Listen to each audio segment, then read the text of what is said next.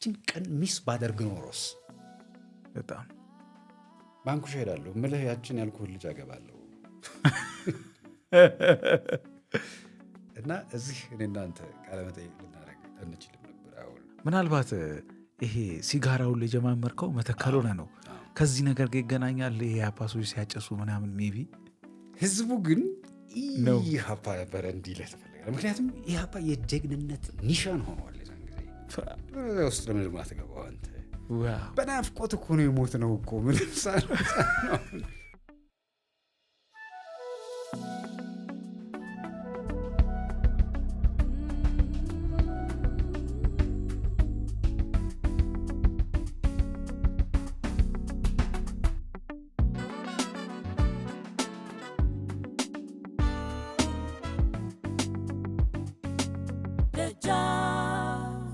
ካደግክባት ፍኖተ ሰላም ወደ መተከል የወሰደ አጋጣሚ ደግሞ ነበረ ለኑሮ ምንድን ነው? እናቴ ታመመችና ልትሞት ነው ሲባል ነው ወደዛ እንግዲህ እኔም ወደ አባቱ ይጠጋ እንግዲህ እኔ ከሞትኩኝ ነው ዞሮ ዞሮ ወደ አባቱ መጠጋት አለበት ነው ሁሉም ሰው አመነ። እሷ ናት መወሰን ያለባት። እሺ ሁለተኛ አጎታችን ጋር የምትሄደው እሷ ወንድሟ ጋር የምትሄደው እና ሁለት ልጆች ይዛ መሄድ ሌላ ጫና መፍጠር ነው የሚሆነው። ስለዚህ እኔ መሄድ አለብኝ አባት ጋር። ወላጅ አባት ጋር ሌላም ምክንያት አለው። አሁን እሱ የቤተሰብ እንትን ስለሆነ እንደሄድ ሌላም ፕሬሸር ነበርና መሄድ ነበረብኝ። ሄድኩኝ እና የዛ ለታ ያ የልዩነት ቀን እኔ እህቴና እናቴና አብረን የነበርነውና ያ ቤት ሲፈርስ ነው በቃ ኮላፕስ አደረገ እና ሊቀጥል አይችልም። ምንድነው በእሷ ህመም ምክንያት ነው። ልክ በቃ የመጨረሻ እድሜያቸው ነው ተብለው አምልህ ህመሟ በጣም እየጠና ምናምን መሄድ የጀመረበት ጊዜ ነው። ከዛ እኔ ወደ መተከል ሊሄድ 5 ብር ሰጣኝ። 5 ብር ነው የሚያደርስ መተከል ከደብረ ማርቆስ የሚነሳው አውቶቡስ። ደርሻለሁ። እዛ ገባሁ። ተዘጋ በሩ። የአውቶቡስ ያለቀስኩ ነው። አንድ የ8ኛ ክፍል ጎረምሳ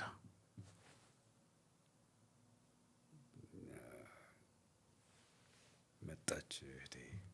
ነው በቃ አትሂድ። ልክ ከዛ ልትነሳ ስትል እናቴ እኔ ከሄድኩ በኋላ ምን በቃ ለምን አብረን አንሞትም?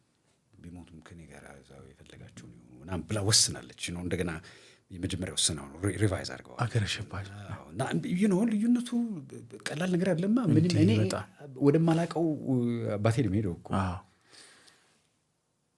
እና ይደበደብ እህቴ እንደሆነች ገብቶኛል። እኔ ታውቶሱ ሙቭ እያደረገ ነው። አቅሜ የለኝም አቁምልኝ እህቴ ናት ማለት ደግሞ ተነስቼም አላየኋትም፣ እርግጠኛም አይደለሁም። በዚህ መሀል ነው እሷም እየጮኸች ነው፣ እዛ እያለቀሰች ነው። እና ይሄን ተመልሼ ነው በኋላ የምሰማው። እኔ ነኝ ጥርጣሬ እንዳለ ሆኖ እኔ ነበርኩ እኮ ደርሼ ነበር እኮ ለትንሽ ነው ያመለጥከኝ ምናምን እና አንዳንድ የፋሚሊ ተረኮች ጥሩ አይደሉም። በጣም ጥሩ አይደሉም። ለምን ያ ሆነ? ለምን ተለያየን? ምናምን ግን እንኳን ተለያየን ለምን? እኔ ስራ ተማርኩኝ መተከል። ታዲያስ ዝም ብዬ ይሄ ስፖይልድ ሆኜ ያደግኩ ልጅ ነበርኩ። ግን ልብሴን ማጠብ ተማርኩ። እዛ ሄጄ አባቴን ልብስ እናጥባለን፣ ተኮሳለሁ። አንዳንድ ጊዜ ባህር ዛፍ ምናምን ሲቆረጥ እንጨት መፍለጥ ምናምን እንችላለን። ከሌሎች ከማላቃቸው ልጆች ጋር ሄጄ መኖር ቻልኩ እና ያ የነበረውን ሰነፍ መሰረት ጠንካራ እንዲሆን እንደውም ዶሮ ለነግድ ምናምን እያሉ ከአባቴም ገንዘብ መቀመጥ በኪሳራ ነው የሚዘጋው። የኔ ንግድ ሁሉ ጊዜ ዶሮ ለመነገድ ጀምር ነበር። በ10 ብር የገዛሁትን 8 ዶሮ ሳይሆን ይቀራል። እሺ ከዛ በላይ ሳይሆን ይቀራል። መንታዋ ከቅዳማጃ ገዝተን መንታዋ የስንት ኪሎ ሜትር ልዩነት እንደሆነ ልነግርህ አልችልም። ከገጠር ነገር ነው። ከቅዳማጃ ተነስታ መንታዋ ሄድ ብትባል 5 ሰዓት 4 ሰዓት 9 ሰዓት 10 ሰዓት መንገድ ይወስድብሃል በእግር። ግን ከቅዳማጃ ሐሙስ ቀን ነው ገበያው። ሐሙስ ዕለት ገዝተን ለቅዱስ ዮሐንስ ዋዜማ ቅዳሜ ገበያ እንትን አደረስን መንተዋ። እዛ ስንሄድ ዶሮ ረክሷል። እንግዲህ ተሸክሜ አልመለስም አልኩኝ እና በርካሽ 5 ሳንቲም እየነቀስኩ በኪሳራ ማለት ነው። ትልቅ ወንድሜና ትንሽ ወንድሜ አንሸጥም አሉ። አንከስርም። እኔ እንግዲህ መሄዴ ነው አልኩኝ። በቃኝ መሄዴ ነው። ታዲያ ትልቁ ሸጠ፣ ትንሹ አልሸጥም አለ። ሞታለሁ አለ። ገንዘቡን ማጣት አልፈልግም፣ በፍጹም ማትረፍ ነው የሚፈልግ። አሁንም አይበታለሁ ያጠባል። እሺ አሁን ሳንቲም ሲያገኝ ይሸሻቸዋል። ትናንሽ እህቶቹ ምናምኖቹ አሉ። እውነትህን ነው። ሲቸገር ግን እነሱ ጋር ነው የሚሄደው። ምን ይላል ቢሰማውን ይህን እንደዚህ እንዳልከው? ያንስ መሰረት ሊል ይችላል ይላል። ብዙ ኮንቨርሴሽኖች ነበሩን። አሁን ልነግርህ ማልችላቸው ገባኛ። እና ተስማምቶ መኖር ከብዙ ልጆች ጋር ከብዙ ወንድሞች ጋር መስማማት መቻል፣ አብሮ መተኛት፣ መነጋገር፣ መረባበሽ በዛ ውስጥ ማለፍ ቻልኩኝ። እዚህ እናቴ ጋር ብቻዬን ነው የምተኛው። እዛ ግን ሜዳውን ተቋርሰን ምናምን ያነጠፍነውን ጀንዲ ምናምን ተባቅተን መተኛት መቻል አለብን። አሁን ይሄ ሁሉ ባህሪ የመጣው ከዛ ሽግግር ነው። አንድ የኔ ኢሚዲየት ታናሽ ትንሽ አለች፣ ውጭ ትኖራለች። ይሄን ማንም ሊሰማው ይችላል። አንዳንድ ጊዜ እንጀራ ይሰጠናል ምናምን በላለን ምናምንና አልጠገበም ብላ ታስባለች ይመስለኛል። ከእናቷ ሰርቃ ትሰጠኛለች እንጀራ እና አሁን እሷን ሊተቹብኝ ምናምን ሲሞክሩ እኔ ተቻታለሁ። አንቺ ልጅ ምናምን እላታለሁ እንጂ አንተ መብት ነው። ማንም ሰው በእኔ ፊት እሷን ማንም ሊያማ አይችልም። በፍጹም አይሆንም። መተከል ሆነ የኢህአፓ አባል ሳትሆን በግል መነሳሳት የኢህአፓ ወረቀት በትነ ነበረ እንጂ ማን ይሞታል ወይ ታዲያ? በግል ይገርማል። ማን ኢህአፓ ሆነው ማን ይቀራል? ሌሎቹ ሲሆኑ ታላላቆች ማን አብረ ማን ይቀራል ይል ነበር። ይገርምሃል፣ ጓደኞችህ ኢህአፓ ውስጥ አሉ። እንዳለመታደል ሆኖ እኛ እንግዲህ ደደቦቹን ኢህአፓን መርጠን አልቻለም መባል ባንችል እንኳን ለራሳችን መዋጮ አድርገናል። እነሱ ለሀገራቸው እየተዋጉ ስለሆነ በዚህ የሀገር ውጊያ ውስጥ አለንበት ለማለት አይገርምህም? ግን በጣም ለምንድን ነው እንደዛ ይሆን ነው? ስለ ራስ ህይወት አይደለም እየተማርን ያደግነው። አገርህ ወገንህ ምናምን ነው የሚባለው። እና እዛ ውስጥ ደግሞ በጣም ኢንቴሊጀንት የሆኑ ሰዎች ብቻ ናቸው እየገቡ ቦታውን የያዙትና የዛን ጊዜ ኢንቴሊጀንት የሆነ ሰው ነው ፓርቲ ውስጥ የሚገባው። እና በደንብ እንቅስቃሴው ነበረ። ኢህአፓ እኮ የምልህ ግን ይሄ መቼስ ባይ ዲዛይን ካልሆነ በምንም ሊሆን አይችልም። ኢህአፓን ደንበኛ የኢትዮጵያ ወዳድ ምሁራንን፣ ተማሪዎችን፣ ገበሬዎችንም በል ወታደሮችን አንድ ቅርጫት ውስጥ ነው እንዲቀመጡ ያደረጋቸው። በግል ማን እንደሆነ ጥርጣሬ ልነግርህ እችላለሁ። ግን እኔ አሁን ከእኔ ንባብ ያገኘሁት የኢህአፓ መጽሐፎች የተባሉት ምርጦቹ፣ አንዳንዶቹ እዛ ላይ የነበሩትም ሰዎች ይዋሻሉ፣ ግን ጀንዊን የሆኑት ይታወቃል። መጽሐፍ ስታነበው እውነትነቱ ይታወቃል። እና እነከሌ ብለን ላነሳቸው የምንችል መጽሐፎች አሉ። እነሱ መጽሐፎች አንብበህ አጋጥመህ ስታየው የሆነው ነገር በኢህአፓ ላይ የተጫኑት መሪ የተባሉት ሰዎች እዚህ ያለውን አገር ወዳድ ኢትዮጵያዊ ብሔረተኛ ዜጋ ቅርጫት ውስጥ አድርገው እሳት ውስጥ እንዲገባ ነው ያደረጉት። ለምን? በጣም ጥሩ ጥያቄ ነው። ኢትዮጵያ ወዴት ነበር እየሄደች የነበረችው? የዛን ጊዜ የኢህአፓ ስፒሪት ማለት የማንነት ስፒሪት የሚባለው የኢትዮጵያዊነት ስፒሪት ነው ያለው። ማን ነው ያልተሳተፈ? ጎበዝ ሆኖ የትኛው ብሔረሰብ የትኛው ምናምን ብሎ ነው የቀረው? ማንም አልቀረም። ሁሉም ነው የገባው እዛ ውስጥ። ሁሉም ሲገባ ግን በጣም ጎበዞቹ ናቸው የገቡት። ማርክሲስት ነው የሆኑት። ይሄ ጀንዊን ማርክሲስት የሚባል ነገርም የመጣው የዛን ጊዜ ነው። ይህንን ያቋቋሙለት ደግሞ ወጣቱን በደንብ ስለሚስበው ነው። እንግዲህ እነ ብርሃነ መስቀል እነ ጌታቸው ማሩ ናቸው እዚህ ሀገር ውስጥ ፕሮሚነንት የነበሩት ሰዎች እና ኃይሌ ፊዳ አውሮፓ ውስጥ አሉ። በመሃል መጥተው በዚህ ሙቭመንት ውስጥ የገቡ ሰዎች አሉ። እነ ከሌ ብለን ስማቸው ልንጠቅሰው እንችላለን። አንዳንዶቹ ተስካራቸው ወጥቶ ነው የሞቱት። ማርክሲስት ነን ሲሉ ኖረው እንትና አሹፎበታል። አንዱ እንዲያውም አሰፋ ጨበው መሞቱ በጣም ያሳዝናል በእውነት። ጸሐፊዎች ውስጥ እሱን የመሰለ ሰው፣ አስማማውን የመሰለ ጸሐፊ፣ እሱም ከኢህአፓ ያወጣል። በጣም የሚያሳዝኑ ጸሐፊዎች ናቸው። ብዙ ሊነግሩን ሲችሉ ባጭር ረዥም ዕድሜ ያልኖረም ማለት አይደለም። አሰፋ ግን በጣም ፋይን የሆነ ጸሐፊ በጣም ማጠቅበው ሰው ደግሞ እንትኑ ኦነስቲው ደግሞ ያለው የመረጃ የኢንፎርሜሽን ብዛት በጣም የሚገርመው። በሱ ልክ እንደዚህ ስነ ጽሁፍ የሚያስወድህ ሰው ጥቂት ነው እና እነኚህን የመሳሰሉ ምርጥ ሰዎች ቅርጫት ውስጥ ከተቱና ከላይ ያባቁ የበላዮቹ ሰዎች ናቸው ያስፈጁት። ሊያመልጡ እኮ ነው የሞከሩት። ተስፋዬ ደበሳይ በደሙ ምንድን ነው የሚባለው ንስሐ ዘሎ ገባ። መጨረሻ ላይ እኮ ሊያመልጡ ዘርኩሸን አላመለጠም? አመለጠ። እንዴት ነው ያመለጠው? ከዚህ እሳት ውስጥ እንዴት ከዚህ ቀለበት ውስጥ ከእሳት ቀለበት ነው የሚባለው እንዴት ነው ያመለጠው? አሁን ይሄ መጽሐፍ የሚጽፍልን ያ ትውልድ እኔ ባገኘው መጠየቅ የምፈልገው ጥያቄ እንዴት አመለጥክ? ክፍሉ አዎ ወንድሙን መድቦ ነው እኮ ሄደው የኢህአፓ መሪ አድርጎ እሱ ሄዶ እዚህ ምን ማለት ነው? አሁን ኢህአፓዎች ይሄን ስትናገር አንጎል ነው የሚሆኑት። ይርባካንተ ምናምን ነው የሚሉ ይበሉኝ፣ ምንም ግድ የለኝም። ህይወት ጋር አውርተናል። ህይወት ኢህአፓ እኮ ሊያስገድልሽ 2 ጊዜ ነው ባንቺ ላይ አሽክላ ምንድን ነው ይሄ ወጥመድ። ለምን እንደዚህ ያልካለችኝ? ይኸውልሽ አንዴ ማውጫው ስትሄጂ፣ አንዴ እንደዚህ ስትሆኚ፣ እንዲህ ሳይነግሩሽ ኢንፎርሜሽኑን ሳይነግሩሽ ሻንጣሽ ውስጥ ያለውን ነገር ሻንጣው ውስጥ ያለው ነው እንጂ እሷ ነው አለ ሻንጣው። እዛ ውስጥ ያለው ካሴት የወታደር ልብስ ምናምን እሱን እኮ ወደ አሲምባ እየሸኘችው ነው። እቺ ምስኪን ከጌታቸው ማሩ ጋር ስለነበረች እሱን ታሪክ እዛ እንዳትቆይ ነው የተፈለገው፣ እንድትሞት ነው የፈለጉት። ግን እሷ ሺሶ ዊቲ ቶሎ መልስ ይመጣላታል፣ ጎበዝ ስለሆነች ነው። ልብ አድርጋ አሁን እንግዲህ ኢህአፓዎች ምን አይነት ጎበዝ ልጆች እንደሆኑ በህይወት አንድ ማሳያ ልትሆን ትችላለች።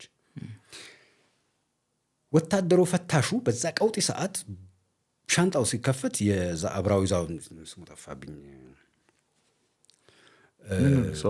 አዎ የኢህአፓ ኦፊሻል አንዱ ትልቅ ባለስልጣን ነበር። እሱን አድርሳ ልትመጣ ነው ራሱን ሊንኮች አሉ አገናኝታ እና ሲፈታ የወታደር ልብስ ነው። በዛ ሰዓት 2 ሲቪሎች ወታደር ልብስ ይዞ ካሴት ማአት ካሴት ያው እሷ አትጠረጠርም ነው እኮ። አዎ የማን ነው ሲል የእሷ ነው። ለምን አይነግራትም ነው እኮ የኔ ጥያቄ። አስቀድሞ ልክ ተመልከች ህይወት እዚህ ውስጥ እንትን ያለው ምናምና መልስ አብጅ። ይሄ ለኢህአፓ የተሰጠው ሚሽን ስለሆነ እሷ የራሷን መልስ ታበጃለች። ግን እንድትዘጋጅ አልተፈለገም። ለምንድን ነው ተይዛ እንድትገደል? ደርግ ይገድላታል፣ ምንም ጥያቄ የለው። እሷ ጭንቅላቷ በጣም ፈጣን ነው። የባሌ ነው አለች። ባልሽ ምንድን ነው? መቀሌ ያለው ኮሎኔል ነው ያለው ምናምን ተላልቻ ሆነ ወታደሩ ምንም ነው ይሄ ጥያቄ የለውም አለፈች። ስለነሱ ትንሽ ጠጋ ያለ ሚስጥር የምታውቀው እሷ ናት። ብርሃነ መስቀልን እኮ ከሚመራው ድርጅት እሱ ነው ሊቀመንበሩ አይደል? 100 ነው 500 ሜትር ላይ የገደቡ ሰዎች እኮ ናቸው። ምን ስለሆኑ? ለምን? እሱ ባቋቋመው ድርጅት እሱ አመራርጦ ባመጣቸው ሰዎች። በኢህአፓ ውስጥ ደግሞ ዲሞክራቲክ የሆነ የምርጫ እንትን አለው፣ ህግ አለው፣ ደንብ አለው። ያንን ህግ ጥሰው ነው የሚያስወጡት።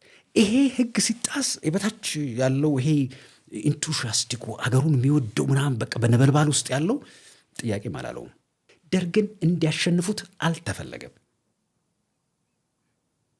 ለምን? ማለቅ ስላለባቸው እኮ። ጥያቄን ግን አልመለስክልኝ። ምንድን ነው ያልከኝ? የዘመኑን ብራይተስት ሰዎች በአንድ ቅርጫት ውስጥ ጨምሮ የማንደድ ወይም የማጥፋት ፍላጎት ምንድን ነው? ለምንድን ነው? ማን ነው የሚፈልገው? ለምንድን ነው የሚፈልገው? እሺ ይህን ጥያቄ በትክክል ሳይሆን በሆነው ነገር ልንገርህ። መጨረሻ ላይ ኢህአፓ ተመቶ ኢህአፓ አሲምባ ውስጥ በጣም ምርጥ ምሁሮቹን ጸጋዬ ደብተራው ረሽነዋቸው ነው የሄዱት። ወያኔ ኢህአፓን እያሳደደው ያለ የሆነ ዋሻ ውስጥ ያሰሯቸው ከውጭ የመጡ ሐኪሞች ዶክተሮች ምናምን ነበሩ። እዛ ውስጥ እንደውም አንዱ ታሳሪ ፕሮፌሰር ብርሃኑ ነው ይባላል። እና አሁን ጸጋዬ ደብተራው እንደ ጀግና ምናምን ሲቆጠር ይኸውልህ እኔ ሁለት ደደብ ሰዎች አውቃለሁ። እኔ ራሴ ደደብ ስለሆንኩ ነው ማቃቸው። አንደኛዋ የጎጃምን የገበሬ የግብር ታሪክ የነገረችኝ ናት። አርሶ በለው እያጉረመረመ ይዟት ከረመ። ምንድን ነው ብዬ ዝም ብዬ ስዘፍነው ምናምን ቢኮዝ የሆነች ልጅ ተወስዳ ዘመዶቿ መለሱልን እያሉ ምናምን ብዬ ነበር ማስበው። ለካ ገበሬ 50 ሳንቲም ግብር ክፈል ሲባል አልከፍልም ዘንድሮ ነው ብር 50 ክፈል ዘንድሮ ብር 50 ነገ ከርሞ 150 ብሎ አልከፍልም ብሎ እያጉረመረመ ይዟት ከረመ ነው የተጣለበትን ግብር ዘፈኗ በዘፈን አስቀርተዋል። እና ይሄንን የሚነግረኝ ሰው አልነበረም። እንዴት ማን ይነግረኛል? እኔ እንግዲህ እድሜ ልኬን ጎጃም ኖሬ መጣሁኝ። እሺ ግን የሆነ ሰው ነገረ፣ ስም አልጠቅስም። እሺ የጸጋዬ ደብተራውን ታሪክ ደግሞ ማናገር ተንኮለኛ እንደነበረ ዩኒቨርሲቲ ውስጥ እንዳለ ደብተራ ይሉታል። ደብተራ ማለት መተኛ መድኃኒተኛ ምናምን አይደለም የሚባለው፣ ግን ደብተራ ሊቅም ነው። ይሄ ግን ተንኮለኛ ማንም ሰው እንዲበልጠው የማይፈልግ ሰው ነበር አሉ። አየኸው የኢህአፓ ቀንድ ነው የሆነው። እሱ ላይ ነው የሄደው። ማነው የገደላቸው አሲምባ ውስጥ ያሉትን? እሱ ነው። አንዱ ራሱን ሊሰቅል ሊገድል ሲል አንተ ራስህን አስገድልህ እኔ ነኝ የምገድልህ። ኢህአፓ ውስጥ ነው ይሄ የሚሆነው። በኋላ ላይ ወደ መተከል ሄዶ ብዙ ነገር ሌሎቹ ከድተው ሲሄዱ ምናምን ሲወጡ እሱ ታግሏልና በዛ ይቅርታ ልናደርግለት የምንችል ከሆነ እናደርግለታለን። ግን መጨረሻ ላይ ኢህአፓ ተመቶ ብዙዎቹ ሱዳን ሄዱ። ሱዳን ሲሄዱ ወያኔ የሆነ ሱዳን አለ፣ ሻቢያ የሆነ ሱዳን አለ፣ ኢህአፓ የሆነ ሱዳን ሀገር ውስጥ አለ። ሱዳን ተቀይረው ማለት አይደለም፣ ሱዳን ውስጥ አሉ።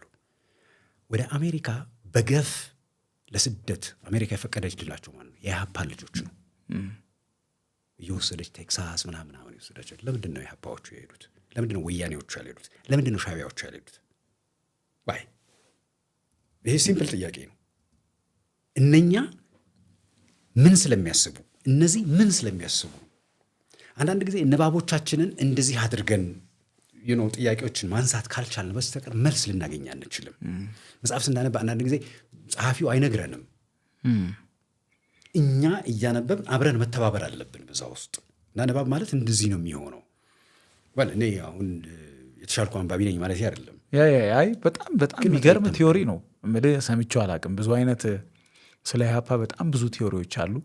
ስለ አመሰራረቱም፣ አወዳደቁም፣ መከፋፈሉም ወዘተ። ብቻ ይሄኛው ግን የዘመኑን ብሩህ ልጆች በሙሉ በአንድ ቅርጫት ውስጥ ለማንደድ ነው የሚለው ሰምቼው ማላውቀው ቲዮሪ ነው። ኢትዮጵያን የሚያነሷት ልጆች ናቸው እነዚህ እኮ አገራቸውን የሚወዱና በአገራቸው ፍቅር የነደዱና ሌላ ጥያቄ የማይታያቸው የሚመሯቸው ሰዎች ጀንዊንና እውነተኛ ስለሆኑ አምነዋቸው። አምላክን ትጠረጥረዋለህ? አምላክ እሳት ውስጥ ይጨምረኛል ብለህ ታስባለህ? አታስብም። እኔ አሁን ገሃነም ምናምን ሲባል እኔ ያስቀኛል። አምላኬ እኔን ገሃነም ውስጥ ሊጨምረኝ ይችላል ብዬ አላስብም። የሚቀጣበት መንገዶች ይኖሩታል። እንዳየው ያጠፋሁትን ጥፋት ምናምን መቼም እንዲገባኝና ተመልሼ መመጣ ከሆነ ያን አስተካክዬ እንደዚሁም ዝም ብዬ ቀልጬ እቀራለሁ ብዬም አላስብም። እኔ ይሄ ነገሮች ግለት አይደለም። መጨረሻ ላይ መጀመሪያም የታቀደ ነገር ነው። የታቀደ ነው። እኔ እንደዚህ ነው የሚገባኝ። ይኸውልህ አንድ ሌላ ጥያቄ የኮሎኔል ካሳ ተክለማርያምን መጽሐፍ እናንሳው። አንበሳው የሚባለው ኢትዮጵያ ጦር ውስጥ በጣም አሰልጣኝ የነበረው መንግስቱ ኃይለማርያም ይፈሩት ነበር አሉ። አባቴን ትለዋለች ስንታየው፣ ጸሐፊዋ ዶክተር ስንታየው። ለምን ፈራው ምናምን ይላል መንግስቱ። እሱ ግን ይፈራዋል፣ የታወቀ ነገር ነው። ምክንያቱም በእንደዛ ሁኔታ ያንን ሰውዬ እዛ ሊልከው አይችልም ነበር። እሱን ላነሳለህ የቻልኩት ለምንድን ነው?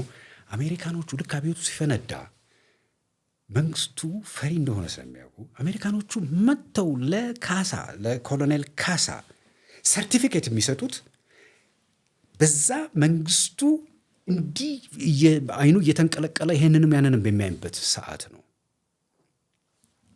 ለኮሎኔል ካሳ ሰርቲፊኬት የሚሰጡት የአሜሪካ ሰዎች መንግስቱ እንዴት አድርጎ እንዲያዩ ፈልገው ነው? እንዴት ነው አሜሪካኖቹ የሚሰሩት?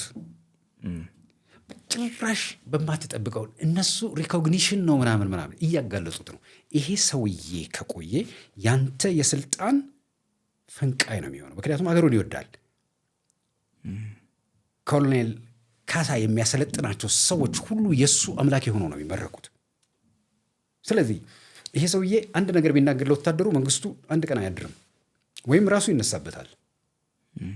እንደውም የሆነ ዳንስ ላይ ምናምን ውስኪ ጠጣ ምናምን እንደዚህ ባባሉ እስቲ ስለ መንግስቱ ምን ተናገር እንናገራለሁ። እሱም ሀገሩን ይወዳል፣ እኔም ሀገሬን እወዳለሁ። ምን የሚያገናኘን ነገር አለ ነው የሚለው መንግስቱ።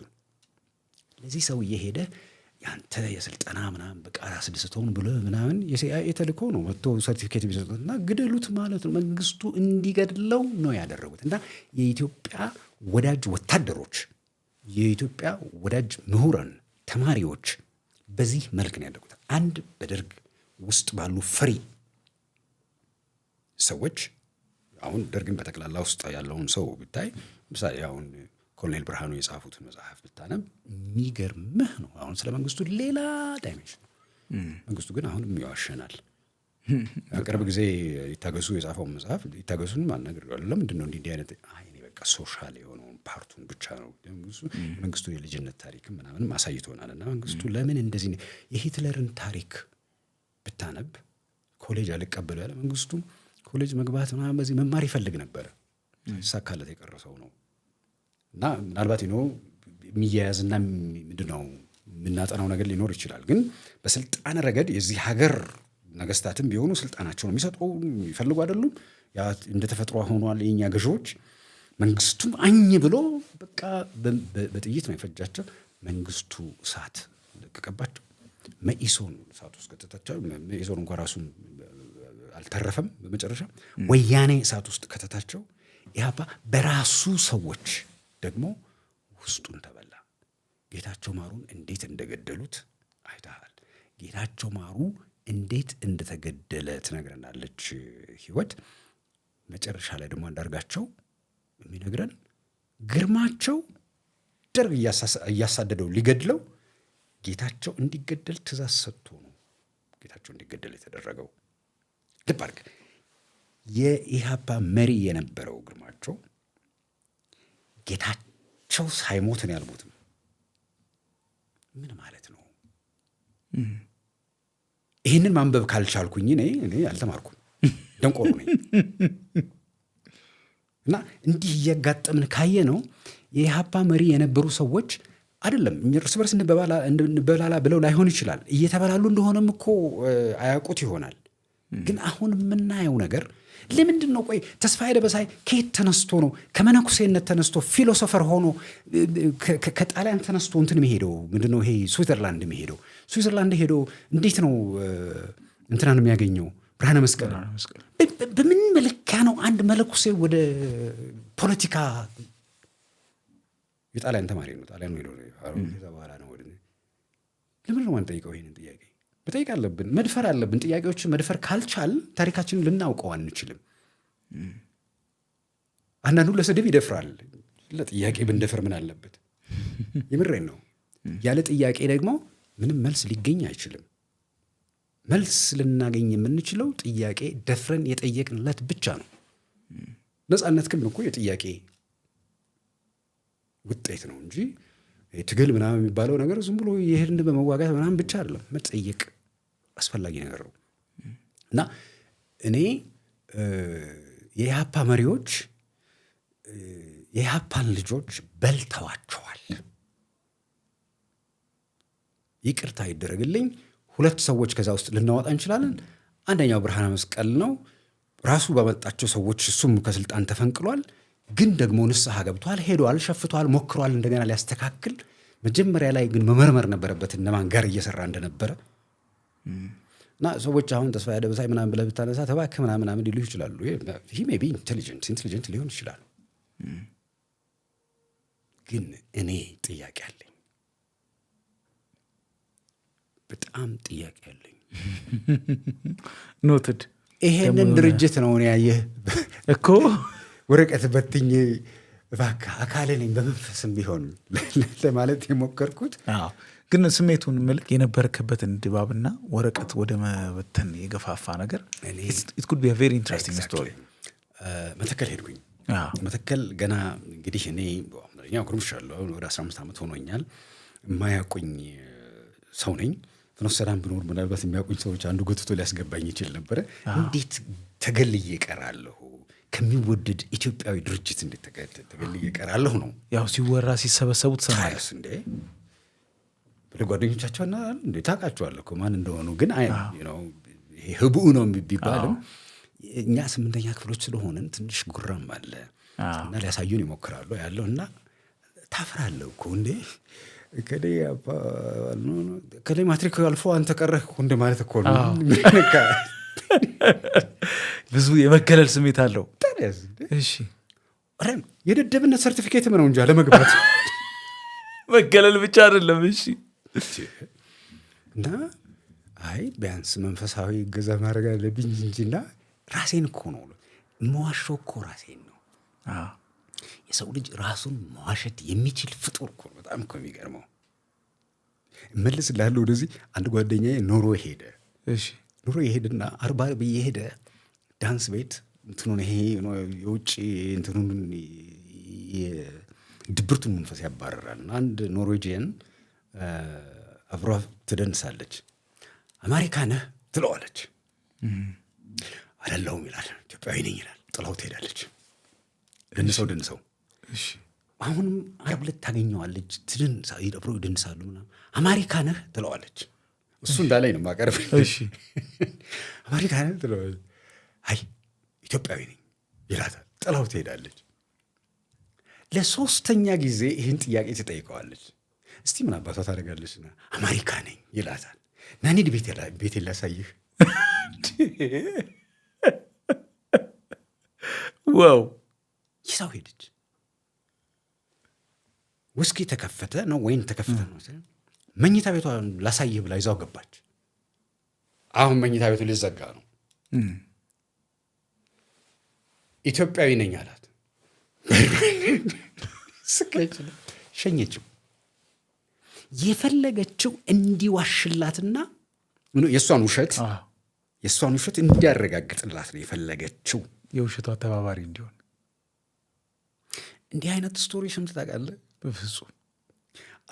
አያሌው ሀብተወልድ ይባላል። በጣም ጎበዝ ልጅ ነበረና እንግዲህ ብዙ ጓደኞቼ ሞተዋልና አንደኛው አያሌው ነው። ኦኬ።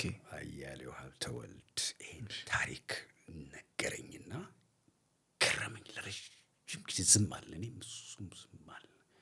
ሰው ራሱን ለመዋሸት ምን ያህል መንገድ እንደሚሄድ ነው ያወቅሁበትና ያንን ስሜት ራስን የመዋሸት እኔ ኤክስፔሪየንስ አድርጌዋለሁ። በኋላ ሳስበው እኔ ያችን ወረቀት በትኜ ራሴን ኢህአፓ ለማድረግ የጣርኩ አንድ ምስኪን አክቹዋሊ አንድ ታምሩ የሚባል ልጅ አንድ 2 እንትኖች አስነብበውኛል። ቀድሞ ንክኪው አለኝ እና ያችን ንክኪ ማሳደግና እንትን ማለት እሱ ብዙም ሊወስደኝ ስላልቻለ ምናልባት እንግዲህ የሚረባ አይደለም ብሎ ይሆናል። ቀድሞ ያብሰከስክ ነበር። አንተ ያባ መሆን አለበት። የዛን ጊዜ እኮ እንትን ትሆናለህ። የሆነ ምንድን ነው ሞራል የሚነካ ነገር ነው የሚባለው። ሞራል ግን ይነካል አለመሆን ማለት የነገርኩህ ነው። እንግዲህ ኢንቴሊጀንስም አለው። ሰርቲፊኬት እንደማለት ነው። የጉብዝና ሰርቲፊኬት ነው። ምስክር ወረቀት ነው። ምናልባት ይሄ ሲጋራውን የጀማመርከው መተከል ሆነ ነው። ከዚህ ነገር ጋር ይገናኛል። ይሄ አፓሶች ሲያጨሱ ምናምን ሜቢ ወይስ ሌላ ነገር እንትን የሚኖረው ይሆን? እውነት አሁን ስትለኝ ከእናቴ የተለይቼ መሄድ የሆነ እንትን ፈጥሮብኛልና ልክ ነው። ሜቢ ሲያጨስ ደስ የሚል ሰው ነበረ። አይ እሱ ትልቅ ምን ያስጀመረኝ ግን በሚያስቀጥል እንትን አይደለም። ግን አንዴ ቀምሻለሁ ሲጃራ ከዛ በፊት ፍኖተ ሰላም እሱ ምንድነው ያደረገው? ሲገዛ አየሁትና ወስዶ ነው አንተ ማጨሳለኝና ምናምን አሳለ ተለያየና እና ሁለተኛ እናገራለሁ ብቲ አንቺ ማጨስሻለሽ አለኝ። ግን እዛ ሲሄድ ያው ከናቴ መነጠሌ አንዱ ችግር ነው። ሁለተኛ ጓደኞቼ የሉም እዛ፣ አዲስ ሰው ነኝ እኔ እና እንትን ትፈልጋለህ ምንድነው ኤስኬፕ። አዎ እና መጠጥም ጀመርኩ እኮ አረቄ ሲጋብዙኝ አረቄም እዛ ነው የጀመርኩት። ነው ስራም እኮ ጠላ አልጠጣም። ጠላ እሸጣለሁ እንጂ አልጠጣም ነበር። ጠላም ነው የምትለኝ ወይስ? ጠላም አልጠጣም ነበር። ከተመለስክ በኋላ ነው ያሁሉ ታሪክ? ያ የስካሩ ምናምን። እሺ በተከለ ሄጄ ነው አረቄ የለመድኩት። እና ጓደኞች ሳፈራ ማርቆስ የሚማሩ ተማሪዎች ነበሩ። ሲመጡ ጠላ ይዘውኝ ይሄዳሉ። ያው ጨዋታ እንጫወታለን። ጎርምሻለሁ። ሰውነቴ እኮ ትልቅ ነው፣ እንደውም ከነሱ ይበልጣል። በሰውነቴ ገዝፏል። 15 ዓመቴ በኋላ አድጌያለሁ እንዳላደኩም 15 ዓመቴ ላይ ያመጣሁት ቁመት ነው የነበረኝ ኦልስሩ ገባኛ። እና ከዛ ነው አንዳንድ ነገሮች የሚጀመሩ ነገሮች አሉ አይደለም። አንዳንድ ጓደኛ አለ እስቲ ይሄን ሞክር ምናምን ይልሃል። እና አንዳንድ ሙከራዎችንም ምናምን ያደረግን ይሄድ ነው። ከሲጋራውም ካረቄውም ከጠላውም በዛ መልክ በጓሮ እንሄዳለን። አባቴ አለ ምናምን እነሱ ይሄ ሳሎኑ ደጁ ምናምን እነሱ ነው፣ እኛ በጓሮ በኩል እንሄዳለን። እነሱም አባቶቻቸው እንዲያዩዋቸው አይፈልጉም። እንዲህ የተባለ ከነሱ ጋር መቆየት ትንሽ ፋታ ይስጠኛ ካለሁ ይሄ ከነጠሌን ምናምን ገና ኢንተግሬትም ስላላረኩኝ እዛ ኢንተግሬት እያደረኩ ሲሄድ ደግሞ እየተለማመድኩት ሄድኩ። ከዛ በአመት ተኩል 2 ዓመት ተመለስኩኝ። ፍኖተ ሰላም ስመጣ ኦልሬዲ የተደራጀ ያረቄ ቴስት ያለው ጠላ ቴስት ያለው ሰው ሆኛለሁ። ሲጃራ በደንብ በቃ አላገኙም። እናትህ ስታጨስ አንድ ቀን ሲጃራ ሾለከ ከኪሴ። እሺ እና የማን ነው አለችኝ። ያበበ ነው አልኳት። አበበ ጓደኛዬ ነው ይታወቃል እንደሚያጨስም። ግን እርግጠኛ ነኝ ትታኝ ነው እንጂ ሳይገባት ቀርቶ አይደለም። ምክንያቱም ጎረቤትም ሁሉም ያጨሳል ምናምን እና በቃ ካሁን በኋላ ይሄን ልጅ መናገር ምናምን ምንም ያመጣው ለውጥ የለም ነው። እና ግን ይሄ ተጠራቀመና በኋላ ላይ አንድ ቀን በስካር ምናምን የዘጉ ጊዜ መጣችኝ። በቃ ወደ ተርኒንግ ፖይንት በእኔ ህይወት ውስጥ ሪሊ በቃ ማን እንደሱ ሆነልኛል። እሷን ለእኔ በእሷ አሁንም ካለኝ እምነት ጋር እንትኔ ተጣብቄ ያለሁት በእናቴ ምክንያት ነው እንጂ በሌላ በትምህርት በምናምን በሰበካ ባገኘሁት ነገር አይደለም። በቃ ያ ቤተ ክርስቲያን እናቴ ናት። እሷ ነች ስትመላለስበት የኖረችው ምናምን ታመልከው የኖረችው። እና እናቴን ጥዬ የትም አልሄድም። ደግሞ እኛ ሀገርም ቢሆን የድንግል ማርያምን ፍቅር ታውቀዋለህ። እናት ማለት ያን ያህል እና ደግሞ ሴት ልጅ ቬነሬት የተደረገችበት እና ከርግማን ከምናምን ያወጣች እናት ናት ድንግል ማርያም። እና እሷን አለማምለክ እናትን አለማምለክ እንዴት ነው የሚመጣለት ሰው? አይገባኝም። ክርክር ውስጥ መግባት አልፈልግም። አይ ነው። እንዴት አቆምከው ሲጋራውን? ልጄ ሕያው አንድ ቀን መጣና ይጠይቀኛል። ይሄ አይ ቲንክ ስንት ዓመቱ ነው ልበልህ? 7 ተኩል 8 ዓመት ምናምን የሆነው እንደው በዛች ልቡ እንዴት አድርጎ እንደያዘው ብቻ እግዚአብሔር ይወቅ።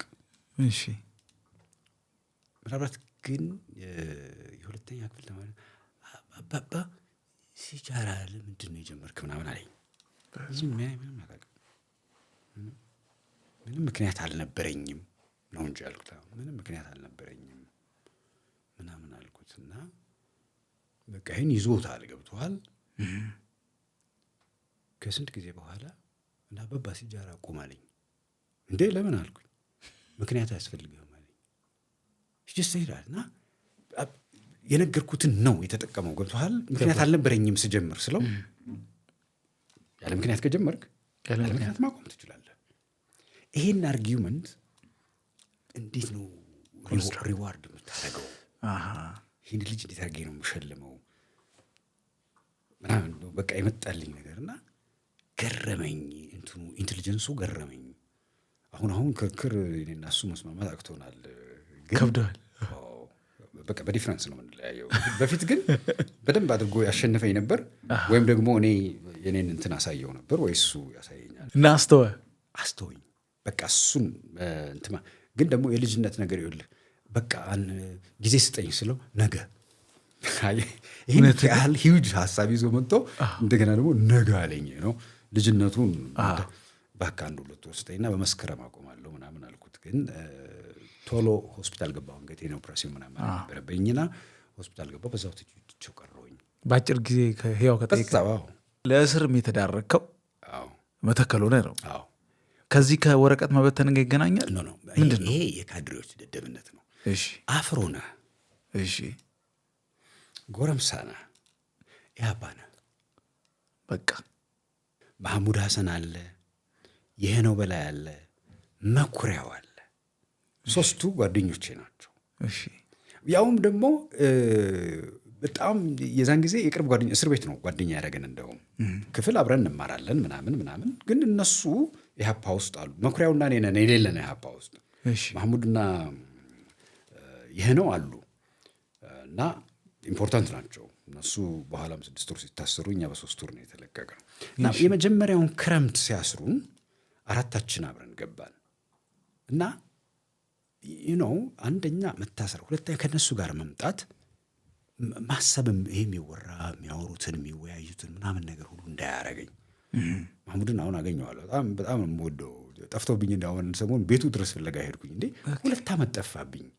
2 ዓመት 3 ዓመት ማህሙድ ሞቶስ ቢሆን ድምዱ ማሄዶ ቤቱ ናውሰደኝ ብዬ ቤታን ታክሲ ሄድኩኝ። ቤቱ ሄድን። እሱ ምንድነው ቡና ሊያለማ ምናምን ሄዷል አለችኝ ባለቤቱና ግን በህይወቱ መኖሩን አረጋገጥኩ። አንዳንድ ጊዜ ስልኬም ላይ ኦዲት አረጋለሁ። ዳዊት አለ የለም ምናምን አመቱ ምልህ ገብተዘዙ ውስጥ ገባኛ መደራረግ አለብን። እንደዚህ ዝም ብለን ይኖራል በሚል እንትን መቀመጥ የለብንም። እና ያንን ልጅ በጓደኝነት ያገኙት እዛ ትምህርት ቤት ብንተዋወቅም እኔ ብዙም እንትን ስላልነበርኩ እስር ቤት ስንገባ ግን በቃ በጣም ተቀራረብን። አብረን ተኛለን፣ እናወራለን፣ ምናምን እንላለን፣ እንሳሳቃለን፣ እንጫወታለን ብዙ ነገር። ደግመን የሆነ የገና ዝግ ላይ ታሰርን። ደግመን እንደገና ሌላ 3ኛ ክረምት ላይ ታሰርን። 3ቱም ጊዜ በኢህአፓነት ነው ተጠርጥራችሁ? እኔ እኮ የለውም እግዚአብሔር ያሳየ እኮ። ወረቀቱን በመተነ ካልሆነ ምንድን ነው መታየት? አፍሮ በቃ አፍሮነ ጎረምሳነ ደግሞ ታወራለህ እንግዲህ እንትን ትላለህ፣ ታስመስላለህ። እንዲህ አፍክን አውጥተህ ብታወራ የሚያውቁ ሰዎች ይሉሃል፣ ግን ታስመስላለህ። ማስመሰል አለብህ፣ መተወን አለብህ እኮ አንተ። ተውኔት መድረክ ላይ ብቻ ይመስልሃል? በህይወት ነው ዋናው እንደውም የተውኔት መድረክ የሚሆነው። እና እንደዛ እንተውናለን። ከዛ ካድሬዎቹ ብቻ የሆነ ነፍሳቸው አይውደድህ ትታሰራለህ። ካርባይን ምናምን አድርገው ምናምን እንደዚህ ይዘው ምናምን ይዞሩ ናቸው በቃ ነው ያስሯል። ግን መታሰሬ ያስደስተኝ ነበር። ቀስ ብዬ ነው የምነግርህ። ይሄን እውነትህን ነው። ታዲያስ እንዴ ባለመታሰር የሚቀርብኝን የኢህአፓነት ስም አስብ። ማረጋገጫውንላ አየህ ራስን ዋሸት ብለህ ይሄ ነው። ግን ይሄን ያህል ታስረህም ሳትሆንም ዋሽተኸው ህዝቡ ግን ኢህአፓ ነበረ እንዲልህ ተፈለገ። ምክንያቱም ኢህአፓ የጀግንነት ኒሻን ሆኗል። የዛን ጊዜ ውስጥ ለምን ደግሞ አትገባው አንተ? በናፍቆት እኮ ነው የሞት ነው እኮ ምንም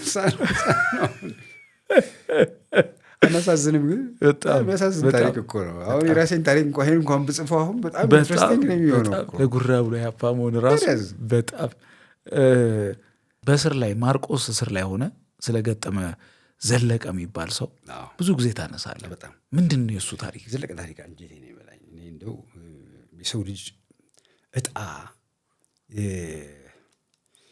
ሾሎኮቭ ነው የአንድ ሰው እጣ የሚል ታሪክ አለው።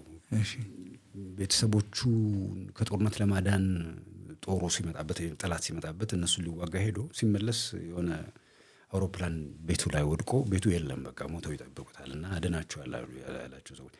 እጣ ማለት ምን ማለት እንደሆነ ዘለቀ የአዲስ አበባ ልጅ ነው።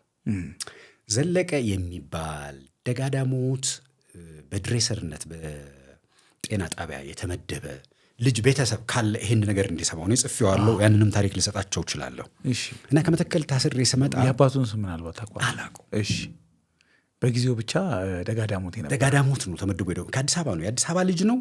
እሺ ዘለግ ያለ መልከ መልካም አፍሮ ነው የዛን ጊዜ። እና ድሬሰር ማለት 1 ዓመት የሰለጥኑና መርፌ መውጋት ምናምን እንደዚህ ገጠር ያሉ ክሊኒኮችን በጣም ኢመርጀንሲ የሆኑ እንትኖችን ያክማሉ። ከዛ ነው ወደ ነርስ ምናምን እንደዚህ እያልክ የምትሄደው፣ ጤና መኮንን ዶክተር የምትሆን የሚባለው ደረጃው የተለየ ነው። እና ድሬሰሮች መጨረሻውን እንትን ይሄ ጎዝ እንትን ይሄ ቁስል ምናምን የሚያጥቡልን ምናምን የሚያደርጉ ድንገተኛ ዘለቀ ድሬሰር ነው። ደጋዳሞት ተመደበና ሄደ። ወደ ደብረ ማርቆስ መምጣት ይፈልጋል። ያቺ ቶዮታ እንትን አለች ማመላለሻ መኪና፣ እዛች ላይ ይወጣል። ከዛ የደጋዳሞት መውጫ ላይ የሚፈትሹ አብዮት ጥበቃዎች ምናምን አሉ። ዘለቀ አፍሮ ነው። ውረድ አሉት። ቅድም እንደነገርኩ አፍሮ ማለት የሀፓ ነው። ውረድ አሉት እና እኔ ድሬሰር ነኝ፣ ይሄው አሁን የነገረኝን ነው የምነግርህ። እንዴት ነው ታስራችሁ ነው? እኔ ከመተከል ታሰርንና መጣለን። ይሄ እንግዲህ አንደኛው ቀንደኛ ሆርኒ ዲሞ ይለኝ ነበር አንዱ ካድሬ። ሪሊ አይገርምህም? እና እኔ አባቴም ፖሊስ ስለሆነ ትንሽ ደፈር ብዬ እናገራለሁ። እና ያቺ መብት ስለሰጣችኝ ደፈርና አይነት እንትንም አለባቸው። ያውቃሉ እነሱ አባት ፖሊስ መሆኑ ወይስ? አባቴ አንድ መርማሪ አንዲት ጅራፍ ሰውነት ላይ ያሰርፍና ጩህ ብሎኛል። ቤታችን ደግሞ ፖሊስ ጣቢያው ጥግ ነው እና ለመጮህ ነው። እዛ ነበር የታሰርከው? አዎ አባት ቤታችን የመጀመሪያው ስርዓት ጊዜ አባቴ ነበረ እና ጮህ ብሎኛል እና እንትን ሰጥቶኛል፣ የልብ ሰጥቶኛል። ከዛ ታስረን የመጣ ነው። ልክ ስንገባ እስር ቤት የተመደብንበት እንትን ዝግ ክፍል ነው። ደብረ ማርቆስ ውስጥ ዝግ ክፍሎች ነበሩ። አይናቸው ሁሉ መስራት ያቆመ ወጣቶች ነበሩ የዛን ጊዜ በጨለማ ውስጥ ምክንያት። እና እንደውም የኩባ ሐኪሞች ለምን አትገሏቸውም ብለው ነበረ። እና እዛ ስገባ ኩባዎቹ ተናደው ማለት ነው። ለምንድን ነው ተናደው ስለ አይናቸው እስኪጠፋ ለምንድን ነው ታስሯቸው? ገባኝ። መግደል አይሻልም ወይ? ለምን አይነ ስውር ታደርጓቸዋላችሁ? ከዛ ሲሄድ እኔ ነኝ ከሁሉም ትንሹ። ያስታውቃል ነው 15 ዓመትም ቢሞላኝ ሰውነቴ እንትንም ቢሆን አንቺን ደግሞ ጩጬ ምን ብሎ ነው ያሰሩሽ? እስቲ ነይ እዚህ ምናምን ብሎ ሰሌን አጋራኝ። ሰሌንም ምንም ይዘን አልሄድንም። ጋቢ ምናምን ነው ይዘን ሄድ ነው። ከዛ ዘለቀ ሲጃራ ያጭሳል። እንግዲህ እኛም ሲጃራ ለምደናል በእንትኑ ምክንያት። እና ዘለቀ ፎር ሰም ሪዝን ያወራኝ ጀመር። እኔ ደጋዳሞት ነው፣ የአዲስ አበባ ልጅ ነኝ፣ ደጋዳሞት ነው ተመደጉት። እና ወደ ደብረ ማርቆስ ስመጣ እንግዲህ ሳንቲም ደሞዝ ያገኛል አይደለ? ደጋዳሞት የዛን ጊዜ ከተማም አይደለም፣ ቢራ የምታገኝበትም እንኳን አይመስለኝም። አረቄ ምናምን ሊኖር ይችላል። ዘለቀ የአዲስ አበባ ልጅ ነው፣ አረቄ ሊጠጣ አይችልም። ደግሞ አይከን ኢማጂን ይሄ ልጅ ጎረምሳ ነው፣ ስራ የያዘ ነው ምናምን፣ ሌሎች ፍላጎቶች ይኖሩታል። ደብረ ማርቆስ ይመጣ ያንን ፍላጎት ሊያሟላ። ወጣት ሆነህ የማያምርህ ነገር የለም። እና ወደ ከተማውን ራሱን ለማየት ይመጣልና አፍሮ ሆኖ ሲያገኙት ፈታሾቹ አስወርዱትና በሌላ ታሳሪ ባች ደብረ ማርቆስ ይልኩታል። ደጋዳሞት ይታሰርና ይሄ ማያባ ነው ተብሎ ይላካል ወደ ደብረ ማርቆስ። ደብረ ማርቆስ እንግዲህ ታስሮ ነው የምደርሰው። እዛ ኬዝ የለውም። በዚህ ምክንያት ነው የታሰረው፣ በዚህ ሊንክ ነው ከያባ ጋራ፣ በዚህ ሴል ነው ምናምን ተብሎ አይደለም የታሰረው። ምን ይሁን ምክንያት ይፈልጋል። ፍርድ ቤት ለመቅረብ ወይም ደግሞ ለመጠየቅ፣ ለምርመራ ለመቅረብ። ለምርመራ ከቀረብ ነፃነት ይረጋገጣል። ለምርመራ ከቀረብክ ወንጀለኝነትህ ይረጋገጣል። እነሱ ያው ለማረጋገጥ ምልህ ያው ወንጀለኛ ነው ብለው ይፈርዱብሃል፣ ነፃ ነው ብለው ይለቁሃል። ቢል የሚጠይቀው የለም። ቋሪቶች አንድ ጦርነት ተካሂደዋል በደርግ ጊዜ በቋሪትና በደርግ መካከል እና ቋሪቶች አምፀው ከደርግ ጋር ተዋግተው የጦሩን መሪ የአዝማቹን ምናምን ሁሉ ገድለዋቸዋል። በዛ ምክንያት ከጊዜ በኋላ አረሳስቶ ደርግ 19 ሰዎች አስሯል። አስሮ ደብረ ማርቆስ አምጥቷቸዋል። አሁን ዘለቀ ኬዝ ነው የሚፈልገው። የታሰርክበት ምክንያት መኖር አለበት፣ መመዝገብ አለበት። ከቋሪት የመጣችሁ እስረኞች ሲባል 18 ናቸው እንዴ? እሱ 19ኛ ሆኖ ሄደ። ከቋሪት ነው የመጣው አለ። የፈለገው እነኚህ ሰዎች ሲመረመሩ አብሮ እኔ እንትን ነው የተያዝኩት ምናምን ለማለት ነው የተፈለገው። እድሉን የፈለጉ። ከዛ መዘገቡና ምናምን አድርገው መልሰው ላኳቸው። ዘለቀ መጣና ይሄ የሆነው 5 ሰዓት 4 ሰዓት ተኩል አካባቢ ሊሆን ይችላል። ጫለ ዘለቀ ምን ሆነሃል አልኩት። እኔን ያጫውተኛል አሁን እንደ እንትን ነው በቃ እንድሰማም የሚፈልገው አሁን ነፍሱ የነገረው ነገር አለ። አሁን ዝም በቃ የሞት ያህል ዝም ምን ሆነሃል ምናምን ስለው አይ በዚህ በተረገመ ሀገር ተመዝግቤ መጣሁ አለ። የተረገመ ሀገር ማለት ያው መንግስት የረገበው ማለቱ ነው እንጂ ሰውን ማለቱ አይደለም። በቃ ገብቶሃል ክፉ ነገር እንደሚሆን። ምን ሲመዘግቡት ያየው ነገር አለ አይ ዶንት ኖ። ወስደው ከመመርመሪያ ይልቅ ስማቸውን ዝርዝር ጽፈው ምናምን ሲልኳቸው እስካሁን ድረስ እንግዲህ እሱ የተከታተለው ደብረ ማርቆስ ብዙ ሰው ነው የተገደለው። በነገራችን ላይ መላኩ ተፈራ ከጎንደር ነፃ ብሎ የለቀቃቸውን ካሳ ያራገው ደብረ ማርቆስ ይዞ ይገል ነበረ። ምንድነው መላኩ ተፈራ የእንትኑ ብቻ ይወራል እና ካሳ እኮ ያውም ደራሲ ነኝ መጽሐፍ ጽፏል እኮ 1-2 አረባክ እና ደራሲዎቻችንም ውስጥ ነበሩበት ነው። ግን አሁን ካሳዬ ብቻውን አይደለም ያንን የሚያደርገው። ግን ማንም ንጹህ ነኝ ምናምን የሚል ሰው እዛ ውስጥ አለሁ ቢለኝ እኔ አልሰማም። ነገሩ መንግስቱ ራሱ ንጹህ ነኝ እኔ ትንኝ አልገደልኩም ብሎናል። ኤኒዌይ ዘለቀ በቃ ከዛች ሰዓት ጀምሮ ዝም እንዳለ መጨረሻ ላይ 11 ተኩል 12 ወይም እንደዚህ በር ከተዘጋ በኋላ ስማቸው ተጠርቶ ወጡ። እንደሚሞት አውቆታል። ይሄን ታሪክ ማውቅ እኔ ብቻ ነኝ። ምናልባት ከዛ በፊት ለሰው ነግሮት ካልሆነ በስተቀር እቺን ግን በዚህ ከቋሪቶች ጋር ሄዶ መመዝገቡንና በቃ ያልሆነ ውሳኔ መወሰኑ ደግሞ እምልህ ኢንዴፊኒትሊ እዛ ከመቀመጥ ይሄንን ለማድረግ መሞከሩን እንትን ምንድነው ልክ አለ የምትለው ነገር አይደለም። አንድ ሰው መውጫ ቀዳዳ ነው የሚፈልገው፣ መሽለኪያ ነው የሚፈልገው። እንግዲህ እጣ ያልኩህ ይሄን ነው ቅድም። በቃ ዘለቀ እዛ እንደዛ ሆኖ እንዲቀር እጣ ፈንታ ሆኗል ማለት ነው። እና ይሄ ስቶሪ ዝም ብሎ ከልጅነት ጀምሮ እንትን ሲለበለበ ይኖረዋል መሰለኝ። እና አንድ በዚህ ዓመት አንድ ስቶሪ ሳላወጣ አልቀርም። መጽሐፉንም አልጻፍክም ምናምን ብለህ አይደለም? እሱ ስቶሪ እንዲያውም የመጀመሪያ እንትን ላይ አድርጌ ካረሳሁት ለዘለቀ ማስታወሻ ብዬ ዘለቀ እንደዚህ ሆኖ ነው ህይወቱ ያበቃው። ይሄ እንግዲህ የሚያውቁት ቤተሰቦች ካሉና መርዶ ከሆነ እኔ ይቅርታ አድርጉልኝ፣ ግን መታወቅ አለበት። አንድ ሰው ዝም ብሎ ጠፍቶ ሊቀር አይችልም። አሁን እነሱ ውጭ ሀገር ሄዶ ሊሆን ይችላል ወይ እንደዚህ የሆነ ቦታ ላይ ቀርቶ ሊሆን ይችላል ምናምን። ግን ዘለቀ በማይሆን ምክንያት ስርዓት ባቃወሰው ያን ጊዜ ዘመን ምክንያት ልክ እንደ ብዙ ኢትዮጵያውያን ወጣቶች ይሄ ደርሶበታል። እሱ ብቻ አይደለም፣ ዘለቀ አንዱ ማሳያ ነው። ቤተሰቦቹን አሁን ሊያጽናናቸው የሚችል ነገር ምንድን ነው? እሱ አንዱ ማሳያ ነው። የእሱን ታሪክ እኔ ሰምቼ ላወጣው ቻልኩ እንጂ ሌሎች እንዲሁ ወድቀው የቀሩ የትም ገብተው የቀሩ ምንም ወሬያቸው ያልተሰማ ታሪካቸው ብዙ ሰዎች አሉ። ይሄንን ደግሞ የሚያደርገን ሁልጊዜም ስርዓት ነው እንጂ እኛ ብንጋደል እንኳን አስከሬን ይሰጣል። የዚህ ሀገር ሰው አይከለክልም፣ አስከሬን አይሰጥም የሚል እንትን የመጣው በአብዮቱ ጊዜ ነው። በጣም የገረመኝ ነገር 12ኛ ክፍል ማትሪክ ከተፈተንክ በኋላ በውጤት ምክንያት የተመደብከው ቲቲአይ ነው።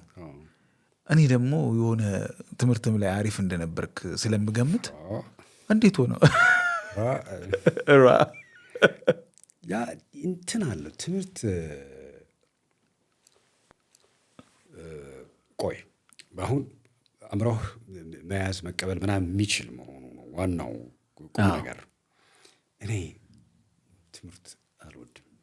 እሺ፣ የማልወድበት ምክንያት እንደነገርኩ መጀመሪያ በቁጥር ምክንያት፣ በኋላም 3ኛ ክፍል ደግሞ ሌላ እንደው መቼም አስተማሪዎችን እንትን በዳይ መርገም እንዳይሆን እንጂ አንድ ቀን እኔ አርብ ቀን ቀረቼ ሰኞ ዕለት ሲሄድ ጊዜ ቤት ይጠየቃል እና እንዳለመታደል ሆኖ እኔ 3 ጊዜ 3 ደረሰኝ። 3 ጊዜ 3 መደመር እችላለሁ። 3 ጊዜ 3 ሲለኝ 6 አልኩኝ። ናውጣ በዛች አቅሜ በ3ኛ ክፍል አቅሜ 10 ሽገት ሽገት ማለት እዚህ ምንድነው ሰውነት ላይ ሁሉ የሚቀር ሾክ አለው። ሾክ የሚኮሰኮስ እንትን ነው የሚሆነው። 10 ተገረፍኩኝና አታላቅስም በቃ የተንሰፈሰፍክ ነው የምትችለው ምናምን እና እኔ ተገርፌ አላውቅም የዛን ጊዜ እስከ 3ኛ ክፍል እስካለሁበት እድሜ ድረስ። ምክንያቱም በኋላ ነው ሌባ ስሆን ስሰክር ምናምን ነው የመጣው እንትኑ እና ዙሮ ደረሰኝ። እንደገና ልገረፍ ነው። ይርጋ አጠገቤ አለ እና ይርጋ ስንቱን ነው የምትደምሩት አልኩት። ይርጋ ዋው አሳቀፈደደ ጥቁር ነው ይርጋ እና አንጠብለያ ኮስ ባሪያ አፎ ከዛ ይርጋ ተገረፈና ገርፎት ሲጨርስ ምን አባህ ነው የሚያስቅህ አለው። እሱ እኮ ጠየቁኝ ስንቱን ነው የምትደምረው ምናምን ና ሲለኝ ቃጭል ጋሽ አንዳርጌ ቃጭል ቀጨለ። ደወል ተደወለ። ፔሬዱ በቃ በጋሽ አንዳርጌ ተመስሎ እግዚአብሔር ተጋረደልኝ።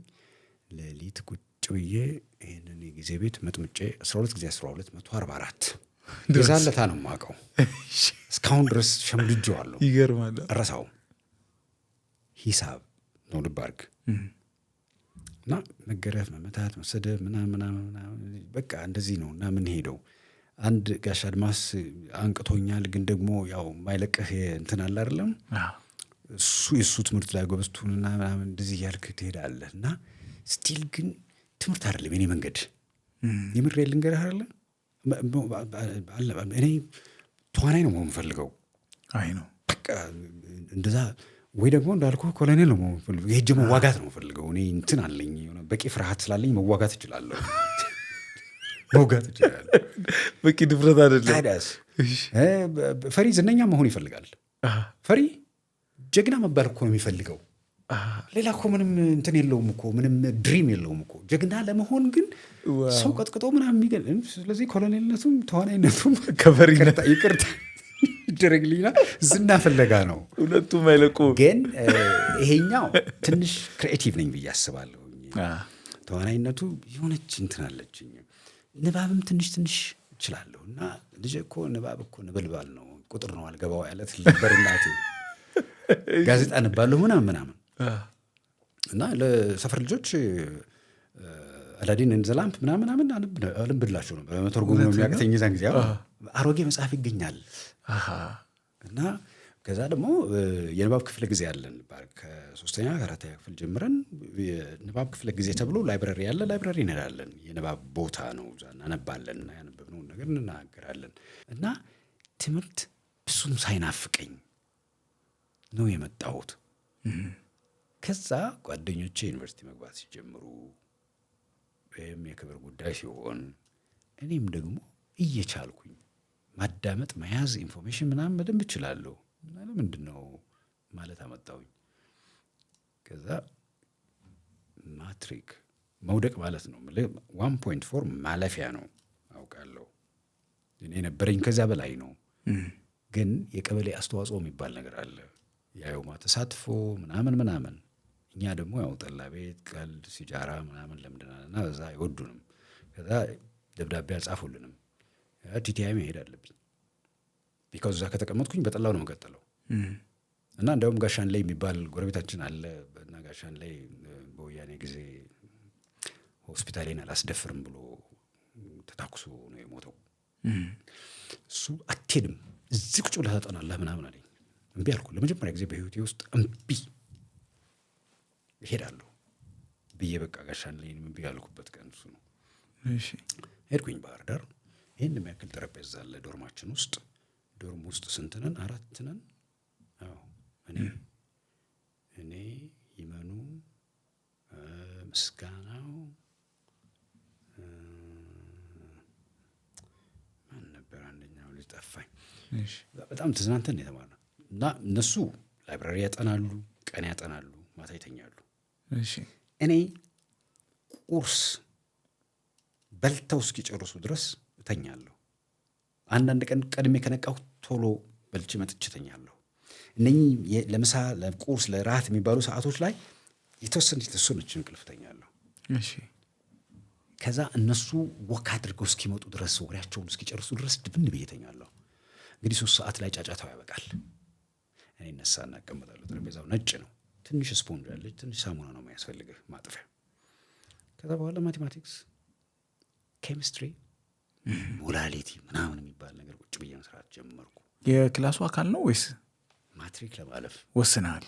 እሺ ደግመህ ልትፈተን ወስነሃል? ታዲያስ እሺ ማለፍ አለብኝ። በቃ የውሳኔ ጉዳይ ነው። ማንኛውም ነገር ከወሰንክ ማደርስበት እንትን የለም የሚባለው ነገር እውነት ነው። እኔ ራሴ ቁጭ ብዬ እና ጠዋት እሑድ ቅዳሜ ወደ ቤተ ክርስቲያን የሚሄዱ ሰዎች ሌሊት ወፍ ሲል ተነስቶ ሲሄዱ እኔ አለሁ። ዋው በህይወት ቁጭ ብዬ ሂሳቤን እሰራለሁ። ዳት ፔይድ ያለህን እንትን ምንድን ነው ፖቴንሻል ያለህን ችሎታ ካልተጠቀምክበት ታበላሸዋለህ። ግን መጠቀም እንችላለን ሁላችንም አለን ችሎታው። ደግሞ ምንድን ነው የሚቀረው? ሲጃራ ቁም የሚልህ ሰው ነው የሚያስፈልግህ እንደ ህያው። ወይም ደግሞ ማትሪክ ወድቀሃል ከጓደኞች አንሳሃል የሚል ግጭት ነው የምትፈልገው። ገፊ ኃይል ነው ይሄ። መውደቅ ማለት አይደለም። ኃይሌ ሁል ጊዜ በቃ ደስ የሚለኝ ኃይሌ ብዙ መውደቅ አይደለም፣ ዋናው ጉዳይ ወድቆ መነሳት ነው ይላል። እና ይሄው ኃይሌን የሚያክል ሰው ንገረኝ። እንደዛ መሆን መቻል ያስፈልጋል። የኃይሌን የሚያህል ባይሆን ሁላችንም ያ ፖቴንሻል አለን። እና ያንን አደረግኩና አለፍኩኝ። ከዛ ገንዘብ ቲቲአይ ሰጥቶናል። የምን ተመረቅና ስንመረቅ ደግሞ ሰጡን። ስትፈተና ስትመረቅ እኩል ነው? እንዴት ነው? ፈተናዬን ተፈተንኩኝ። አልተፈተኑም ተብለን ነበር። እንደ መታደል ሆኖ ማትሪክ የተመደብኩት እኔ የምፈተንበት ግቢ የራሴ ግቢ ሆነ። ቲቲአይ እውነትን ነው። እድለኛ ሰው አለሁም በጣም። ስማ ቆየኛ አንድ ነገር ልንገርህ።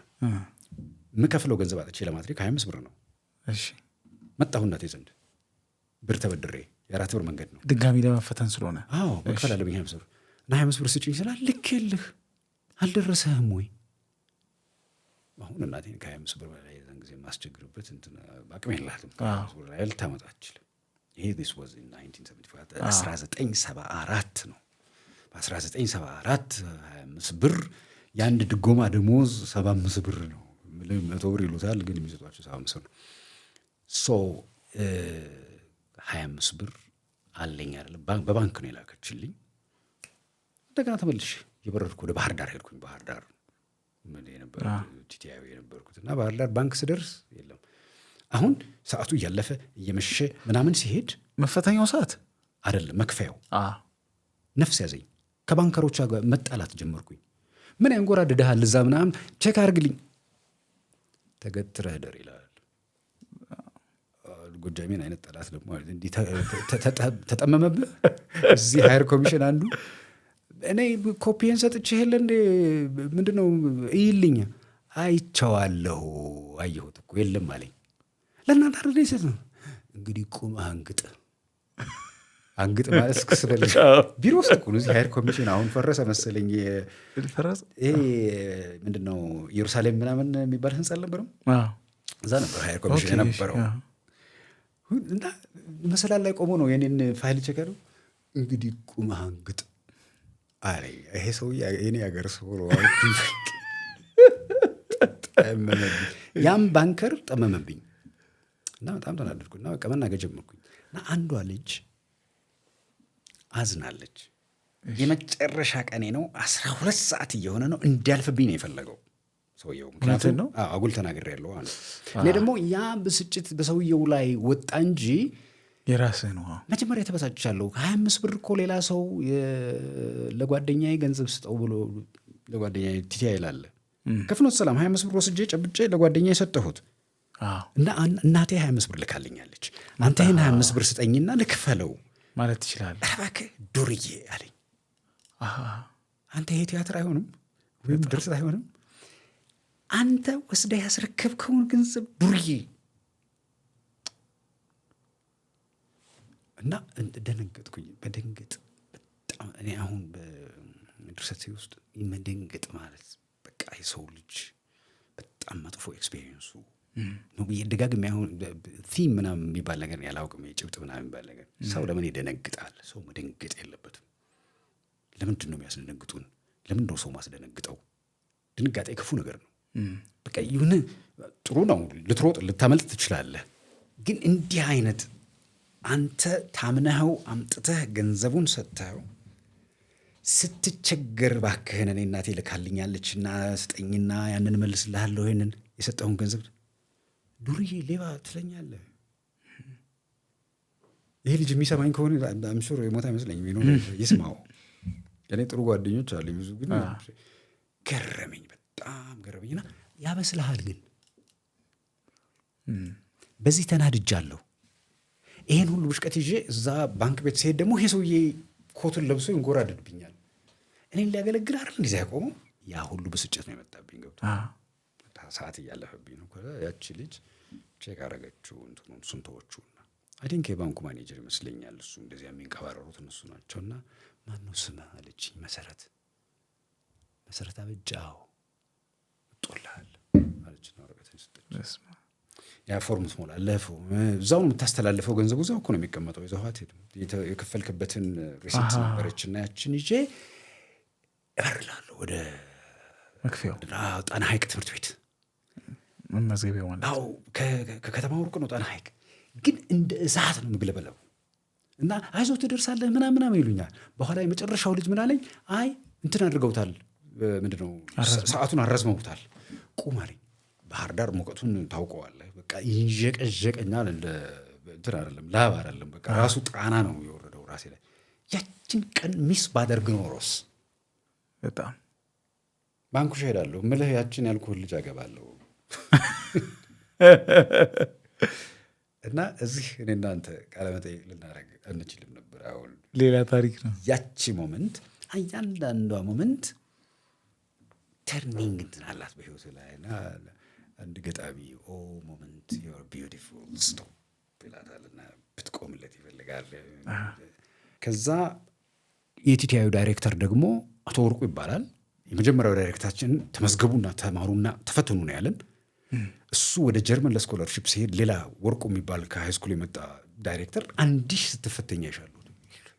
ተመልከት፣ ተመሳሳይ ስልጣን ያላችሁ ሰዎች አንዱ እንድትማር ሌላው ፈተና እንዳትወስድና እዛው ገጠር ገብተህ ቀልጠህ እንድትቀር ነው የሚፈልገው። እኔ በአጥር ሾልኬ እሄዳለሁ። ቢኮዝ በዛ በኩል አባይ ነው፣ በዛ በኩል ገጠር ነው የምትሄደውና ሾልኬ እሄዳለሁ እንጂ አልቀርም፣ ማንም አያስቀርም ብያለሁ። በቃ መሀል ላይ ነበር። አንዳንድ ጊዜ የሆነ የሚሆንልህ ነገር የለም፣ አብረህ እንትኑም ይኖርሃል፣ ምንድነው ጥንካሬውን ብርታቱም ይኖርሃል። እና ያንን ሰጥቶኛል። እና ምንም ወዲህ ልዛባ የምችልበትና ላወላወል የሚያስችለኝ አንድም አቅም አልነበረኝም። አቅሜ መሄድ ብቻ ነው። ሄድኩ፣ ተፈተንኩ። እዛ ግቢ ተመደብን። ደግሞ እሱ የከለከለንን ደግሞ አየሁ፣ የእንቅፋቱን ብዛት፣ የበር ማጣት፣ የጓደኛ የመከልከል፣ የዛ ባንከር እንትን መሆን። ሰዓቱ ሪላክስ አደረገ። ከዛ ደግሞ ካምፓስ አትወጡም፣ ከዚች ካምፓስ ነው የሚለን አትወቁ። ከካምፓስ እዛው ካምፓስ ተመደብን። በአጋጣሚ እዛው ተፈተንኩ፣ አለፍኩ። ጓደኞቼ ቆይ 1 ዓመት 2 ዓመት ሰርተን ገንዘብ አጠራቅመን ምናምን፣ እኔ ገንዘብ አግኝቼ እንደዛ ይቻላል። ካለፍክ በኋላ አዎ ቀስ ብለህ መግባት ትችላለህ። እሺ፣ እኔ ገንዘብ አግኝቼ ደግሞ በጣም ቆንጆ ልጅ ነው የቀጠርኩት ቀላቤት እንድትሆን። እሺ፣ ምንም ጥርጥር የለው ሚስቴ ነው የምትሆነው። ተመድበሃል? ኦልሬዲ ተመድቤያለሁ። ማንኩሽ አሁን ይሄ ግድቡ የሚሰራበት ቦታ እና እዛ ነው የምሄደው። የ2 ቀን የ3 ቀን መንገድ ነው የምትሄደው እና ስንቅህን ይዘህ ምናምን ለ6 ወር ነው የምትሄደው። በ6 ወር ደግሞ እንደገና የሚመጣልህ ካለ ነው። እና ይሄ አያዋጣኝም አልኩኝ። ሄደ ወደ አስመራ ነው የምሄደው። አንደኛ ምርጫ አዲስ አበባ ነበረ፣ ግን በሁለተኛ ምርጫ ነው አስመራ። ተመድበሃል? ተለጥፎ ነው ያየው? እሺ። እዚህ አስመራ ደግሞ አስመራ እዚህ ድረስ መጣሁና ኤርፖርት ሄድኩኝ። አስመራ ለመብረር። እሺ። የት አዲስ አበባ? አዎ። አንድ ቀን እንድንበር ከተላኩት ስንት ነው 65 ተማሪዎች ነው ምናምን ውስጥ የኔ ስም ላይ በቃ እንደዚህ ተሰርዟል። የተራባ ይሄ ዱፕሊኬት የተደረገ ስም ሊስት ነው የተላከው። ምናልባት ታጥፎም ሊሆን ይችላል ወረቀቱ፣ ግን የተሰረዘ ነው፣ ስምህ ተሰርዟልና ላሳልፍህ አልችልም አለችኝ። እዛ እንትን ላይ ይሄ ቲኬት ቼክ የምታደርገዋለች እና መደንገጥ ቅድም ያልኩ ነው ያልኩት። በቃ አሁን የነበረህ ድሪም ሲከሽፍ ነው። አሁን አመለጥኩ ሄድኩኝ ምናምን እና አየችው መሰለኝ። በቃ ፊቴን ስታየኝ መሞት የታያት እና ይህን ሰውዬ እዚሁ ልንቀብረው አንችልም ምናምን። እንደው እግዚአብሔር ይስጣችሁ። እንደው በእውነት ሴት መሆን አንዳንድ ጊዜ ፌሚናይን እንትን አንደርስታንዲንግ ፓወራቸው በጣም የሚገርመኝ። ወንድ ቢሆን ላያሳልፈኝ ይችላል አሉ። አየችኝና በቃ እዛው የመልሱ ምን ቸገረኝ እኔ ያሳልፋለሁ አለችኝ። ምን ብዬ ላመሰግናት እችላለሁ? ቃላቱም የለኝም። ያችን ልጅ እግዚአብሔር ብቻ ደግሞ ከኔ በእድሜ ብዙ የምትበልጥ አይደለችም እና ዘን ጊዜ የምታስተናግደው ልጅ በህይወት ትኖራለች። ግን ትዝ አይላትም ያደረገችው ነገር። ግን እንደዚህ አርጉ በቃ ያው መጨረሻው ላይ ሴኩሪቲ የያዘው እንጂ ይምሬ ነው። እና ያቺ ልጅ ብታስቀረኝ ኖሮ ቀጥ ብዬ ሄጄም ልከራከር አልችልም። ቢኮዝ ተዘርጃለሁ ብዬ ነው የማስበው እንጂ ሃየር ኮሚሽን ሄጄ ምናልባት የስቴንስልም ስህተት ምናምን አላረግም። ወደ ጎጃም ነው የምመለሰው። እንትንም አልሄድም፣ ዛቲቲያይም አልሄድም። ከስር ያለው ከእናቴ ጋር እንግዲህ እና በቃ ለፍቼ ምንም ሳላደርስህ ቀረሁኝ። በቃ አንተን ሳላይ ልሞት ነው ምናምን ነው የምትለው። ሀዘኗን ተመልከተው። እና በዚህ ሁሉ ነው ያዳነችኝ አንቺ ልጅ። እና እግዚአብሔር እኔን እንዳዳንሽኝ ተክፉ ነገር በጣም መረቅ እፈልጋለሁ። በሌለሽበት ጋሞች እንደዚህ ያደርጋሉ። በጣም እንግዲህ እዚህ ጋር ነው የአስመራ ነገር የሚመጣው። አስመራ ተመደብክ፣ አስመራ ሄድክ። በጊዜው የነበረው የአስመራ ሶሾ ፖለቲካል ሌሎችን በጣም ብዙ ማያዎችን ብናይ የተለየ የነበረ ይመስለኛል። አስመራ ስትደርስ ከነበረው ጀምሮ ትውስታህን ትነግረኛል? አዎ እችላለሁ። በተለይ ደግሞ እዛ ዩኒቨርሲቲ ውስጥ የነበረውን እንትን ለእኔ በጣም እንትን የነበረው እሱ ነው። ምክንያቱም እኔ ጓደኞቼ፣ አስተማሪዎቼ እኔን እንደዚህ በማነጽ ከእናቴ ቀጥሎ በማነጽ ረገድ የተጫወቱት ሚና ያየሁበት እንትን ነው። መምህራኖቼ ማን ናቸው ብለህ ብትጠይቀኝ ጓደኞች ናቸው። አስመራ ዩኒቨርሲቲ ያገኛቸው? አዎ፣ በጸባይም በንባብም በእውቀትም በተሞክሮም በምንድን ነው እነሱ እኔን እንትን ያላደረጉኝ? ምን ሳንቲምም ለሲጃራ ለመጠጥ ለምናምን የሚሆነውን ሳንቲም በመስጠት ረገድ እና አስመራ የነበርን ልጆች በጠቅላላ በጣም ብዙዎች በጣም ጥሩ ነን።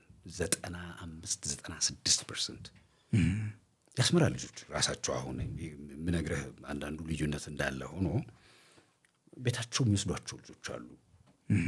ለአመት በዓል ከአንድ ሰው ልጄ ይወዳችኋል ምናምን ትንሽ ልጅ መንገድ ላይ መጥቶ ይዞን ሄዶ ፋሲካ ምናምን እንውላለን። የከተማው ሰው የምናውቀው ሰው ደንበኛ ቲፒካል የአበሻ ጠባይ ያለው ሰው ነው። ማንኛውም ነገር ነው። ምንድነው ቋንቋ ብቻ ነው የዛን ጊዜ ማንችል የነበረው። ጎረምሶቹ ሌላ ኦሪየንቴሽን ያላቸው ናቸው። እኔ አሁን ማወራህ ስለ ጎልማሶቹና ከፍ ስላሉት ነው። እነሱ ከግቢ መጥተው በትንሽ ኮንታክት ምክንያት አንዱ ህፃን ልጅ ይዘነው መንገባ እኮ ነው እና ዳቦ ቆሎ ይሰጠው ነበር ኤፍሬም ለዛ ህፃን ልጅ። እና ዳቦ ቆሎ ነው የሚለው ኤፍሬምን። አባትየው አሜሪካ የሚዞር ምናምን እንትን ነው የሆኑ ድርጅቶች ካምፓኒስ ውስጥ የሚሰራ ነው። እና አንድ ጊዜ ሲመጣ ጓደኛ አለኝ ይለዋል። ያ ትንሽ ልጅ ትምህርት ቤት ያልገባ ልጅ ዳቦ ቆሎ የሚባል ጓደኛ አለኝ ይለዋል። ታስተዋውቀኛለህ ሲል የሰነበትና ፋሲካ ሲደርስ ገባ ግቢ ልጁን ይዞት እና የት ናቸው ጓደኞች ብሎ ጠርቶ ጠራርጎ ይዞን ሄደንና እሱ ቤት ፋሲካን ዋልን። ይሄ ሰውዬ ምንድን ነው እየነገረን ያለው? እና ደግሞ እዛ ቤት እንጀራ እየበላን እናንተ እንጀራ እንደሚናፍቃችሁ አውቃለሁ፣ እዚህ ውስጥ ትበላላችሁ ግን ብዙ አይደለም፣ እኔም ባልኖር አንኳኩታችሁ ገብታችሁ እንጀራ ብሉ አለ ሰውዬው። አላችሁ እና ይሄን እንጀራ እንበላ ነበር። በትንሽ ልጁ ስመረቅስ እማላቃት ሴትዮ ባህር ዳር ሄዳ ልጇን ስታስመርቅ የእህቴ ባል እዛ ይሰራል ፔዳ ወስዶ ሻይ ምናምን ጋብዟቸዋል። የኔ የባለቤቴ ወንድም እዛ ይማራል ብሏታል። መቼ ነው የሚመረቅ ምናምን ብላ ጣርታ ምናምን ይዛችን ቀን መጣ ፈልጋኝ መሰረት አንተና እሷ ቤት ነው የተወደቀ። እኔና ወልደ ማርያም መጀመሪያ ሄድ ነው እሷ ቤት። እውነትህን ነው። ታምናለህ? ይሄንን በጣም ወይዘሮ ሪሻን ረዘንት ይባላል። ማን? ወይዘሮ ሪሻን። በታሪክ አጋጣሚ የወይዘሮ ሪሻን ልጅ የወልደ ማርያም ያውቀው ገርል ፍሬንድ ሆና ነበረ። የወልደ ማርያም እውነትህን ነው። የጓደኛ ያንን ያወቅኩት የጻፈላትን ትንሽ ግጥም እንትን ውስጥ ደብተሩ ውስጥ ሲፈልስ አገኘው።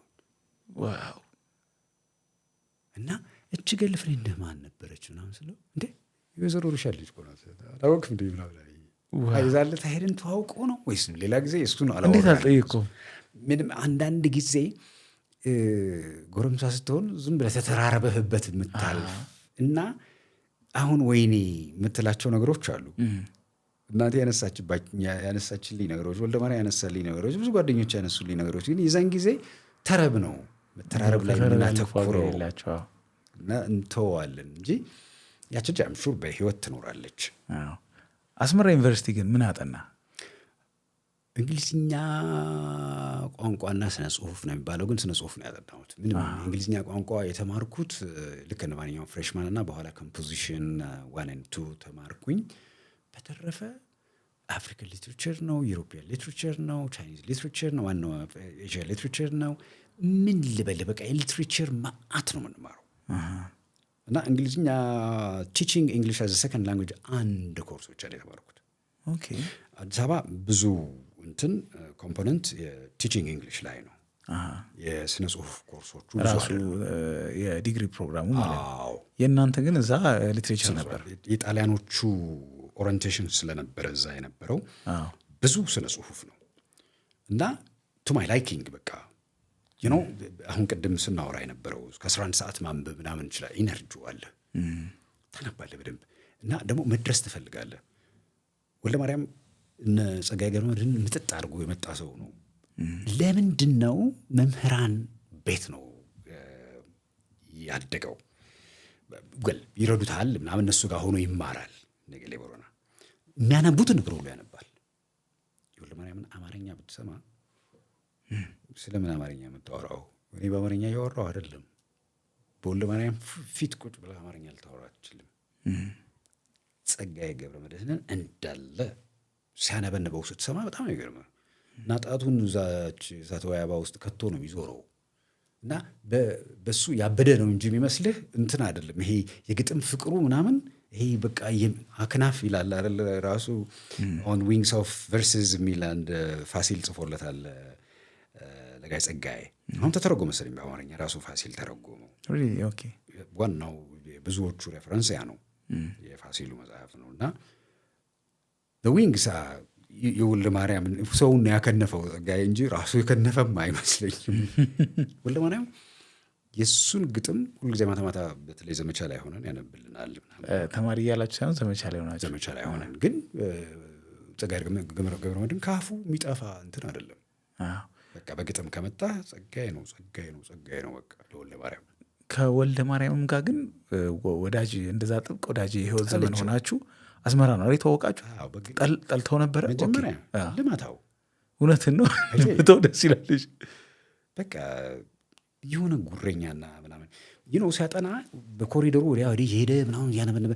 ወልደ ማርያም ሰዓት አለው፣ ሰዓቱን ነው የሚጠቀመው እና ያንን ደግሞ በፈለገው አይነት ዘዴ ነው የሚያጠናበት እንጂ እንዳንተ ቁጭ ብሎ ምናምን አይደለም። ከመሰለው ሻማ ሊያበራ ይችላል፣ ከመሰለው ጎዳና ለጎዳና እየሄደ ሊሆን ይችላል እና እንደዛ ነው። እና ይህ ጉረኛ በቃ ይሁኝ ባይ ምናምን ነበር ሀሳቤ። ሰው ቀምሳት አለው እንጂ እንዲቀር ምናምን ላለው። ግን ሰከንዲር ስንገባ አብረን ያው ስነ ጽሁፍ ዲፓርትመንት ተመደብን፣ ቋንቋ ዲፓርትመንት ተመደብን። የውጭ ቋንቋ ብቻ ነው ያለው፣ ሌላ ነገር የለም። እና የመጀመሪያ ኤክስፔሪየንሳችን ኤዲፐስ ሬክስን ማንበብ ነው። ዋው! እኔ ኤዲፐስ ነኝ፣ እሱ ቴሬሲያስ ነው የተሰጣችሁ። ነዮ ካስታ ምናምን ሌሎች አሉ። እኔ በብስጭት በምናምን በጉራ በጣም ነው የማነበው ነው። እኔም ትንሽ ተዋናይ ነኝ የሚለውን ደግሞ ታንተ ትሻላለሁም አይነት አለ።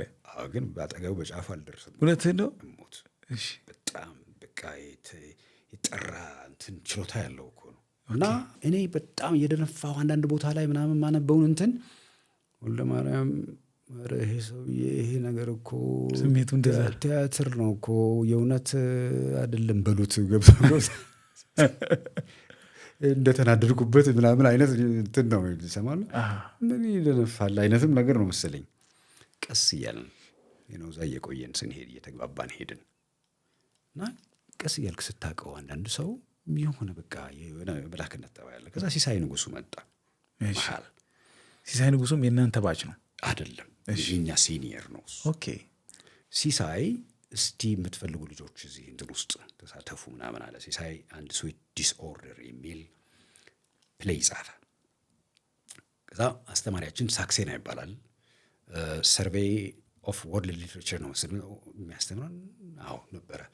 እና እሱ ነው ዳይሬክት የሚያደርገው። ስለዚህ እኔም ወልደ ማርያምም ካስት ተደረግን።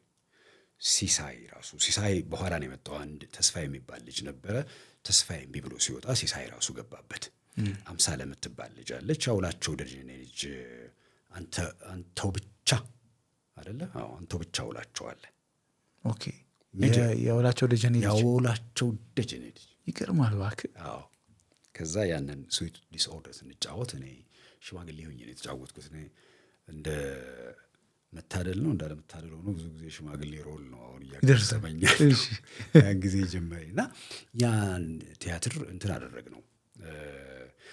አሁን አንድነት የሚባል ትምህርት ቤት እዚህ ያለ የእሱ መስራች የነበረው ዶክተር ማንዴላ ሚስት ነበረች፣ በጣም ኤሌገንት የሆነች እና እሷም በዚህ በኮስቲዩም በምናምን ትረዳናለች። እና በደንብ የአማረ ቲያትር ነው ያቀረብነው እና ሉላ አዳራሽ ነው የቀረበው። ሰው በሰልፍ ነው ያየው። ሳይደገም መቅረቱ ብቻ ነው የሚቆጨኝ። የትምህርት ቤት ነገር እንደዛ ነው። አዳራሽ ለምነህ ነው፣ በዩኒቨርሲቲው ተጽፎልህ ነው፣ በየጊዜው እየተጻፈ ነው ምናምን እና የዩኒቨርሲቲው ሰው ደግሞ የሚያየው አንድ ቀን ያያል። የከተማውን ሰው ከዛ በኋላ ምን ብለህ ተጋብዛለህ? ለዩኒቨርሲቲው ነው የተዘጋጀው። እና ሲሳይ ያን እድል ፈጥሮልኛል። ትውውቃችሁም ያኔ ነው። በቃ ምን ሆነ? ከዛ ሰመመንን ጻፈና እዛው ተማሪው ነው። አዎ እሱም ሊትሬቸር ተማሪ ነበር። አዎ እዛው ዲፓርትመንት እንትን ነው። እሺ ደግሞ ሰመመንን ሰጠን እንደ ድራፍቱን። ታዲያስ? እሺ ምን ድራፍቱን ታትሞ ነው እንጂ። እውነትን ነው። ታዲያስ እየጻፈ እንደሆነ ታውቁ ነበረ ወይስ? ሲሳይ ይደርሳል። ሲሳይ በግልጽ ነው የሚጽፈው፣ ታየዋለህ። ሲሳይ መጽሐፍ እንትን ውስጥ ከመጣ ይሄ ምንድን ነው ሚውዝ ነው ምናምን እንደዛ። ከዛ በኋላ አንተ ብትደንስ ብትደነፋ ምናምን ግድ የለውም። እውነትን ነው። አዎ አልጋው ላይ ሲጽፍ እኛ እናውቃለን። እና ሻይም ሲጃራ ምናምን ፍደላ እሱ ጋር እንሄዳለን። ሳንቲም አለው እሱ ነው የሚሰጠን እና ይገባዋል ወይ አብሮን ይወጣል ወይ ይሰጠናል ሳንቲም። ሰመመን እየጻፈ እንደነበረም ታውቁ ነበር? ሰመመን የመጀመሪያው መጽሐፉ ነው። እኛ አሁን ስዊት ዲስኦርደር ነው የምናውቀው፣ ግን የሚታተም መጽሐፍ እንዳለ ጉዞውን እናውቃለን። ጉዞ ቀድሞ ነው የወጣው፣ አንብበነዋል። ጉዞውን ሳይ እናውቀዋለን። ራሱ እኔ ግራ ስለገባኝ ማሳተሚያ ብር ምናምን ኬት ነው የሚያመጣው? ያውልህ ኢትዮጵያ እንዴት ነው ወደ ኋላ እየተጓዘች አለችው ብለን ያሰብን ወይም ደግሞ የጠየቅን እንደሆነ በደርግ ጊዜ አሳታሚዎች ነበሩ። አንድ ኩራዝ፣ አንድ የኢትዮጵያ መጽሐፍ ድርጅት፣ ከዛም በላይ ደግሞ ከሁለቱም ጋር ካልተስማማህ በግል ገንዘብ አውጥተው መጽሐፍ የሚያሳትሙ ሰዎች ነበሩ። ሲሳይ ያደረገው ለኩራዝ መስጠት ነው። ሲሳይ መጽሐፍ ነው እንጂ ከዛ በኋላ ምንም የሚጠበቅበት ነገር የለም። ፕሮዳክቱን ወስዶ ይሰጣል። አሰራሩ እንደዛ ነበር። እሺ ኩራዝ እንትኖች አሉት፣ ገምጋሚዎች አሉት። እነ ጋሽ አስፋው ዳምጤ፣ እነ ወንድሙ ስብሐት እምዛ ነበረ። ሪሊ ኦኬ። ታዲያስ ከዛ ከዩኒቨርሲቲ መጡ እነ ዶክተር ታዬ አሰፋ። ዶክተር ታዬ አሰፋ ኢዝ ፕሮፌሰር ለኔ ዶክተር ታዬ አሰፋ ምን ያህል በስነ ጽሁፍ ብቁ ሰው አጋጥሞኝ ማይቼም አላውቅም። ብዙ ሰዎች ሲመሰገኑ ስማለሁ። በሱ ልክ የለም እዚህ ሀገር። ኦኬ ሁልጊዜ የምናገረው ነው። እሱ ፕሮፌሰር ሳይሆኑ መቅረጡ ለዚህ ሀገር ለዚህ ዩኒቨርሲቲ ሀፍረት ነው። ሀፍረት ነው ማፈር አለበት እና እንደውም እሱም ዩኒቨርሲቲውን ጥሎ የወጣ I don't want to share the same title ብሎ ነው። እሱ ልክ ያልሆኑ ሰዎች አሶሲየት ፕሮፌሰሮች ሆነዋል አሁን ዝም ብሎ ምናምን ይተዋል። I don't want to share the same title በቃ ለመጨረሻ ጊዜ ሲወጣ እንደዛ ነው የወጣው። ጥሮታ ወጥተውት ምናምን እየሰራ የነበረ ሰው ነው። ግን እሱን ሰውዬ ለምነህ ለተማሪዎች የምታዝን ከሆነ በተማሪዎቹ ውስጥ የእሱን እውቀት የሀገሪቱንም መረጃ ማስቀረት የምትፈልግ ከሆነ አናሊሲስ ምን ማለት እንደሆነ መማር እንዳለባቸው የምትፈልግ ከሆነ አሁን እኮ መጫወቻ እኮ ነው ሊትሬቸር ዲፓርትመንት። ኤኒዌይ ወደ ሲሳይ ልመልስ። ሰመመንም ለኩራዝ ነው የሰጠው። ሰመመንም ኩራዝ ነው ያሳተመለት እና እንደውም ያን ጊዜ 20 ሺህ ቅጂ ነው የታተመው። ታምናለህ? የዛሬ ያ 76 ይሁን 77 ምናምን ከዛሬ ስንት ዓመት በፊት ማለት ነው? 40 ዓመት ማለት ነው። 20 ሺህ ኮፒ ይታተም ነበር የዛን ጊዜ እኮ። የት ነው የደረስነው አሁን? በጣም ለካ ውስጥ አሁን እኮ 500 መጽሐፍ 3000 መጽሐፍ በጣም የሚደንቅ ነው እንጂ በጣም ምን ነው እያደረግን ያለ ነው? በጣም ይገርማል። ምንድን ነው እየተካሄደ ያለው? በጣም ሲሳይ የዩኒቨርሲቲ ተማሪ ሆኖ ሰመመን ወጥቶ ዝነኛ ደራሲ ነበር ማለት ነው። ይገርማል።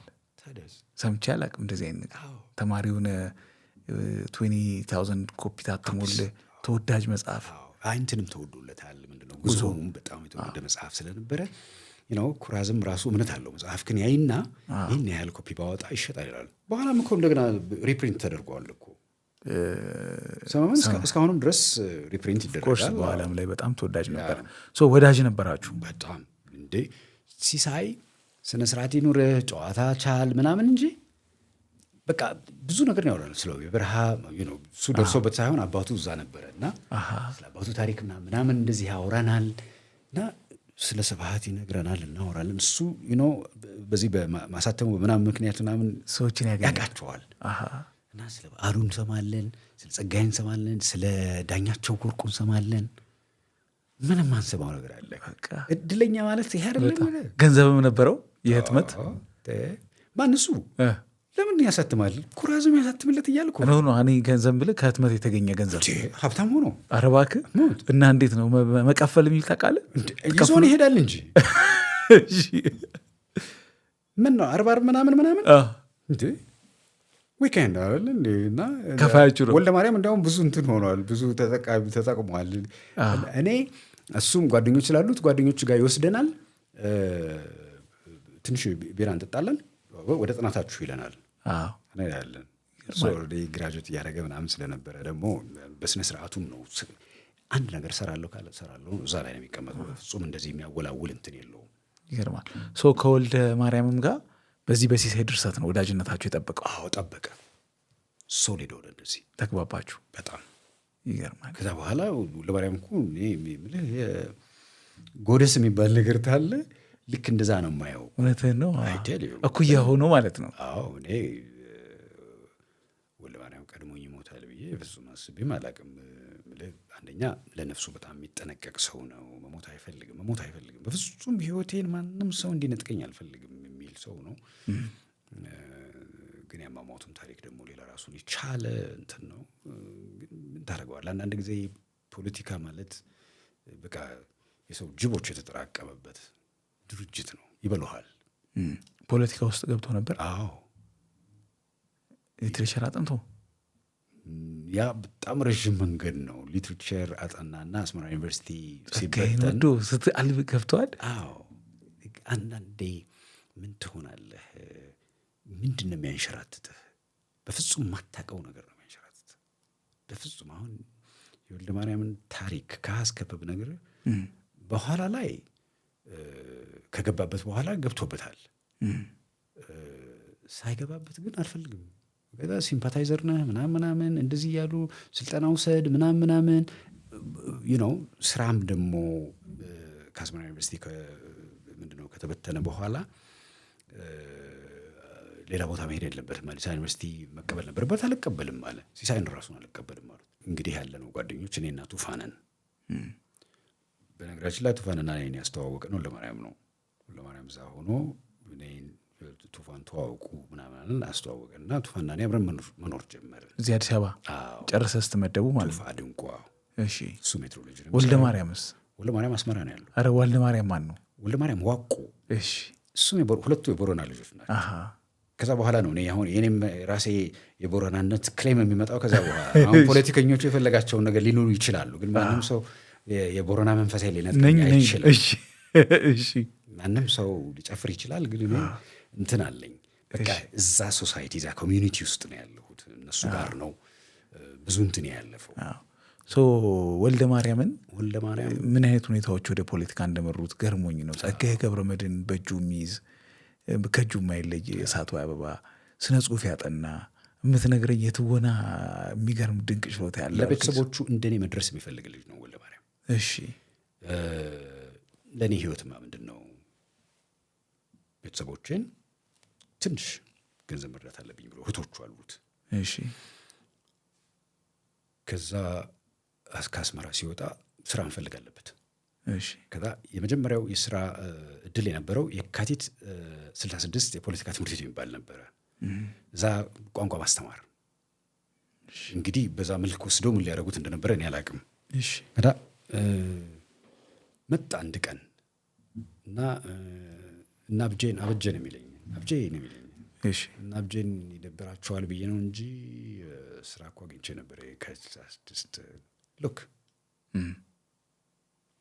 አሁን ይሄ ይገባል መሰረትን ይደብረዋል ብዬ ነው እንጂ ከ66 ስራ አግኝቼ ነበር ምናምን ግን ተውኩት ይሄ ፖለቲካ ውስጥ ላለመግባት ነው እኛ የማንወደው ፖለቲካ ውስጥ ላለመግባት ነው ትምህርት ቤት ነው አይደል ከ66 የፖለቲካ የካድሬዎች ትምህርት ቤት ነው ካድሬዎች አይደለም የሚሰለጥኑት እዛ እና እዛ ቢገባ ያው አይቀርለትም ኢሳፓ ነው የሚሆነው ይመለመል ነበር እሺ የጓደኝነታችን መጠን እንዴት በኢንትረስት እንኳን እኛ የማንወደውን ነገር ላለማድረግ ነበር የሚፈልገው ግን አንድ አመት ቆየ ከኛ ጋር አለ ተስፋለት ቤተሰቦች አሉ ምግብ ምናምን ይሄ ኪስ ሳንቲም ምናምን ችግር የለበትም እኔም ኪስ ብዙም ብሎ ሱሪ ከተንጠለጠለ 3 ብር ካገኘ 3 ብር ያው ከ3 ብር በላይ አይገኝም ብዙ ጊዜ አንስቶ መሄድ ይችላል ቱፋም አብራችሁ አለ ቱፋም አለ እሺ አንስተ መሄድ ነው አንተና ቱፋ አብራችሁ እየኖራችሁ እሺ በኋላ መጣና ተቀላቀለን ስራ ሲያጣ እኛ ጋር መጣ እሺ አንድ አመት ኖረ ስራ ፈለገ ዞረ አጣ ሁለተኛ አመት ተጀመረ ምናምን ከዛ ናዝሬትም ጓደኞች አሉት እዛ መሄድ ጀመረ ከዛ ናዝሬት ንግድ ምክር ቤት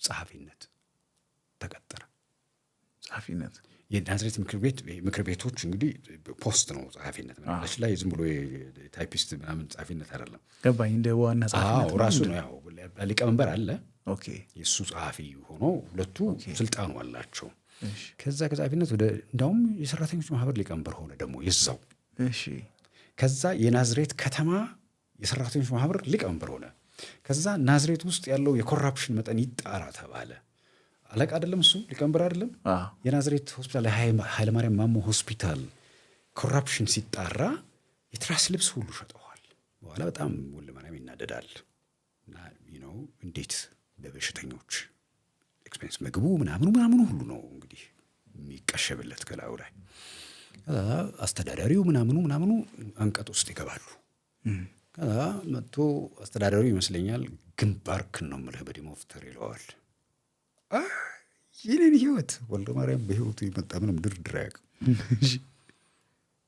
በፍጹም እንዲህማ አይሆንም ብሎ ሄዶ ስልጣኔንም ማስረክብ አልፈልግም ምናምን ይላል ያን ጊዜ ኦፒዲዮ አለ ኦልሬዲ ኢህአዴግ መጥቷል እሺ ከዛ ምን ፈርተህ ነው ምናምን ብለው ሽጉጥ ያስታጥቁታል እሺ ልክ አሁን እጣ ያልኩህን ነገር ተመልከት እንግዲህ ይገርማል አሁን ወልደ ማርያም መሸነፉ አናዶታል የህዝብ ሀብት ነው እየተዘረፈ ያለው ያ ሀቅ እንዲወጣ ይፈልጋል ግን ደግሞ እንዲሞት አይፈልግም በሞት አይደለም መውጣት ያለበት በሰላም ነው መውጣት ያለበት አሁን ሽጉጥ ሲያገኝ ግን ትንሽ ተሰባው ወልደ ማርያም ቆይ መሳሪያ ሰው እኮ አይደለም ይገርማል ፈልጎታል ዕጣ ፈንታ ከዛ ያንን ሽጉጥ ይዞ ለኛም አንዳንድ ነገሮች ተናዝሬት ይዞርልን ይመጣል የዛን ጊዜ እሺ ከዛ ሲፈትሹት ወያኔዎቹ ሽጉጥ አምጣ ፈቃድክን የማን ነው ፈቃድም አልሰጡትም ምንም የለውም። ዝም ብሎ ወልደ ማርያምን ይዙና እስር ቤት ቅዳሜ የታሰረ ሰኞ ነው የሚፈታው። ምክንያቱም ያንን ሽጉጥ ያስታጠቁት ሰዎች ቢሮ የሚገቡት ሰኞ ዕለት ነው። ሰኞ ዕለት ተፈታ። በቃ አልፈልግም እዚህ ውስጥ ምናምን እንደውም ያላችሁ ሽጉጣችሁ ያንን አልፈልግም ምናምን፣ እኔ በሰላም ሰርቼ መኖር የምፈልግ ሰው ነኝ። እኔ በግድ ስንት መከራ ለፍቼ ተምሬ እዚህ የደረስኩና ህይወቴን ጠብቄ ያመጣሁ ነኝ እንጂ መሞት አልፈልግም በቀኝ ይላል። ፈርታ ነው ምናምን እንጂ ምናምን ብለው ሲሉት ነው ጀግንነትህም የሆነ ይነካል። እና የኦፒዲኦ ደጋፊ ነው፣ ሲምፐታይዘር የሚባል ነገር ነበር። ደጋፊ ነው የሚል ደብዳቤ፣ ስለዚህ አስታጥቀነዋል የሚል ደብዳቤ ሰጥቷል። ያን ይዝና እየተጎማለለ እያሳየ ያልፋል። ከዛ ይሄ ነገር ወዴት እየሄደ ነው አለኛ። መጨረሻ ላይ ስልጠና ምናምን እዚህ ሲልኩት፣ እዚህ መጀመሪያ የሆነ ጽሕፈት ቤት የነበረ ጉለሌ አካባቢ ነበረ፣ ሲልኩት ዘጋ ነው። ወልደ ማርያም ዘጋ ነው። ፖለቲካው ስትገባ ነው ብላችሁ በቃ ገባ እንጂ ገባ። እና ደግሞ እያወቀው እኮ ነው እሱ ቢቢሲ ምናምን ያዳምጣልና ትምክተኛ ይሉታል። የምሬ ነው። በትምክተኛነት ተገመገምኩ ይለናል። በእንግሊዝኛ ዜና ስለሚያዳምጥ ሌሎቹ ስለማይችሉ ወልደ ማርያም ውጣ ነው እንትናችን፣ ውጣ አይደለም በቃ ላይ ነገር በቃ ዘጋ ነው። ግን 1 ወር ምናምን ይመጣል። ወልደ ማርያም አይተውህም። ቢኮዝ ንዴታችንን ያውቃል ምናምን። ግን ደግሞ እሱም በታሪክ አጋጣሚ በቃ እንደዚህ ሆኗል። ቀስ እያለ የተንሸራተተ ገባ። ከዛ በወረና ላኩት። በወረናም እያሰሩ አስቸገሩት። እሱ ለጀስቲስ ለምናምን ነው እንትኑ። ከዛ አሰልጣኝ አድርገው አመጡት። ከዛ ደህንነት ጽሕፈት ቤት ውስጥ ነው የገባው። ብቻ ተንሸራተተና ገባ እዚህ ፖለቲካ ውስጥ። ከዛ ወልደ ማርያም ጀንዊን ሰው ነው፣ የፖለቲካ ሰው አይደለም ብያለሁ። ወልደ ማርያም እስራኤል ሀገር ሄዶ 3 ብር ከ50 መልስ አምጥቶ ለመንግስት እንትን ውስጥ ያስቀመጠና መልስ ሂሳብ የሚያወራርድ ሰው ነው። አሁን የምትሰማው ጎሾልዴ ኮሎኔል ጎሾልዴ $100 የተረፋቸውን መለሱ ምናምን የሚባለውን ነው የምትሰማው። ወልደ ማርያምም ክሊን ሰው ነው። ክሊን መሆኑ አይመችም። ቢኮዝ ሌሎቹ ያሉት ኮራፕሽን ውስጥ ነው። እኔ እኮ ቤት አሰጠኝ ብየዋለሁ። እኔ ባክዘሮልኝ ያውም የሆነ ሰው ስም ጠርቶ ሄድና እሱን ጠይቀው ነው ያለኝ። እና ይሄ ልጅ መጨረሻ ላይ የሚሆነው ምንድን ነው? ይሄ የቅንጅትም ምናምንም እንትን መጣ፣ ብዙ ክራይሲስ ነበረ። እና በዛ ውስጥ ነው ወልደ ማርያም ለሞት የበቃው። ምናልባት ይሄንን ታሪክ ይነግረናል፣ እንዴት እንደሞተ፣ ለምን እንደሞተ። ቢካዝ ያን የሚያክል አንድ ግዙፍ ሆኖ ነበረ ሰውነቱ። በ6 ወሩ ጊዜ ውስጥ ዲቴሪዮሬት አድርጎ ነው የሞተው። የምናውቃቸው ብዙ ነገሮች አሉ፣ ግን እነኛን ነገሮች አሁን ምንም ቬሪፋይ የሚያደርግልህ ሰው የለም። እኔ ጓደኞቹ አብረው የሰሩት ምናምን አሉና እንደው ይህንን ታሪክ ቢነግሩን እፈልጋለሁ። ቢካዝ እንደዛ አይነት ሰው የቅን ሰው አሟሟት፣ ቅድም እንዳልኩ ነው የዘለቀ አይነት አሟሟት፣ የቅን ሰው አሟሟት ዝም ብሎ መቅረት የለበትም። ለፖለቲካውም ቢሆን አይጠቅምም። እና እኔ ወልደ ማርያም አስተማሪ ሆኖ ቢኖር ኖሮ እና በድህነቱ ቢኖር ኖሮ ነው የምልህ ሁል ጊዜ። መጨረሻም ላይ የሞከርነው እሱ ነው። ውጣ ስንለው ያው እኔ ያላልኩትም ትናንት ናት ያለችው። አሁንማ ብዙ ነገር ተበላሽቷል፣ ከእንግዲህ በኋላ ልወጣ አልችልም ያለው። ብዙ ሚስጥር ያውቃል። ከዚህ በኋላ ያን ሚስጥር ይዘህ ልትሄድ የትም አትችልም። እዛ ሆኖ አብረህ መታገልና እንትን ማለት ያለብህ። ግን ያው ምን ታደርጋለህ? ይቀድመኛል፣ ቀድመዋለሁ ያልከው ሰው ይቀድመዋል። በጣም አንዳንድ ጊዜ ባላውቀው ኖሮ ይሻለኝ ነበረ እላለሁ። የምሬን ነው። የጓደኛ ወልደ ማርያም አውቀው ጉዳይ ከተነሳ አስመራ ዩኒቨርሲቲ የተማራችሁ በጣም አንድ የሚገርም ታሪክ አላችሁ። ከዚህ ከጠየም ካለው የትልቅነት ታሪክ በፊት በዩኒቨርሲቲ ተማሪነት ያላችሁ አንድ ወልደ ማርያም አውቀው የወደዳት ልጅ ነበረች እና የፍቅር ጥያቄ ማቅርቦላል ነበር። ጋሽ መሰረት ግን ይገርማል። ከዛ በኋላ ያደረገው ነገር እባክህ ንገረን፣ ፈቃድ ከሆነ ታሪኩን። ዘመድ አለችን ውስጥ ስቱፒድ ነው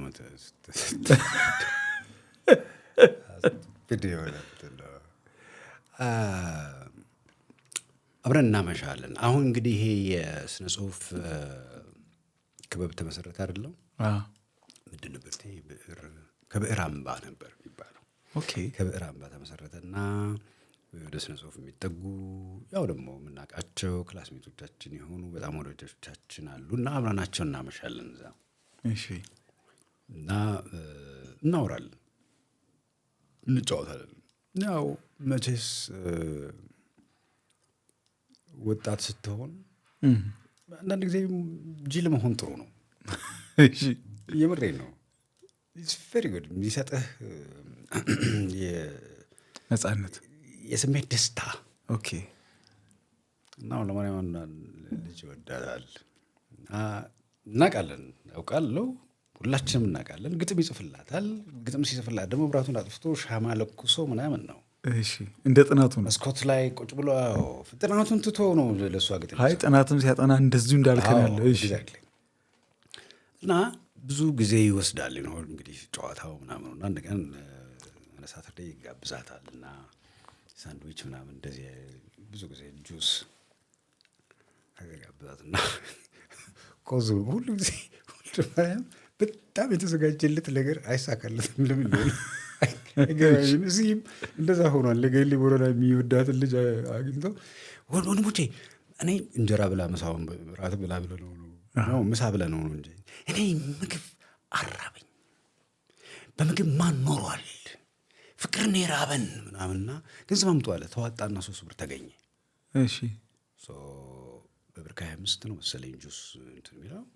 ከዛ በኋላ ይጋብዛታል። እሷም እሱም ይጠጣና መምጣት ይችላል። ከዛ ግን ቆለለችው ነው የሚባለው፣ አስደገፈችው ነበር የሚባለው የኛ ጊዜ። ቀጥሯት? አዎ ቀጥራው ነው እንጂ ገባኛ። አስደገፈችው እና መጣ እንዲህ ብሎ በቃ ጥንዝል ብሎ መጣና ወንድሞቼ ተቅድሙ እንጀራ ይተርፋል አለ። አስመራም የሆነው ይሄ ነው። በጣም ዝግጅት አድርጎ ምናምን ሄደና የአስመራ ልጅ ነች እሷ? ኧረ ነው። እሺ ተማሪ አልነገረም። አሁን ኧረ እሺ ምክንያቱም ስሟን የመጥራት ያህል ይሆናል። ኧረ እሺ እሺ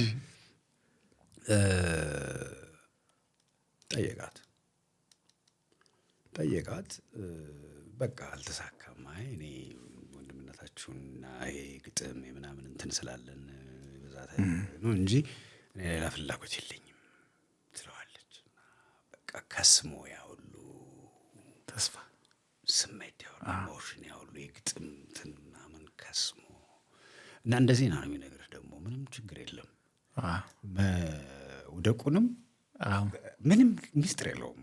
እሺ በጣም በቃ የሚገርመኝ እሱ ነው። አንድም ያስተማረኝ እሱ ነው። በቃ ሚስጥር የሚባል ይቀልልሃል ህይወት። በቃ አንድ ቀን ቢሳቀብህ ምንም ከዛ በኋላ ተራ ነገር ነው።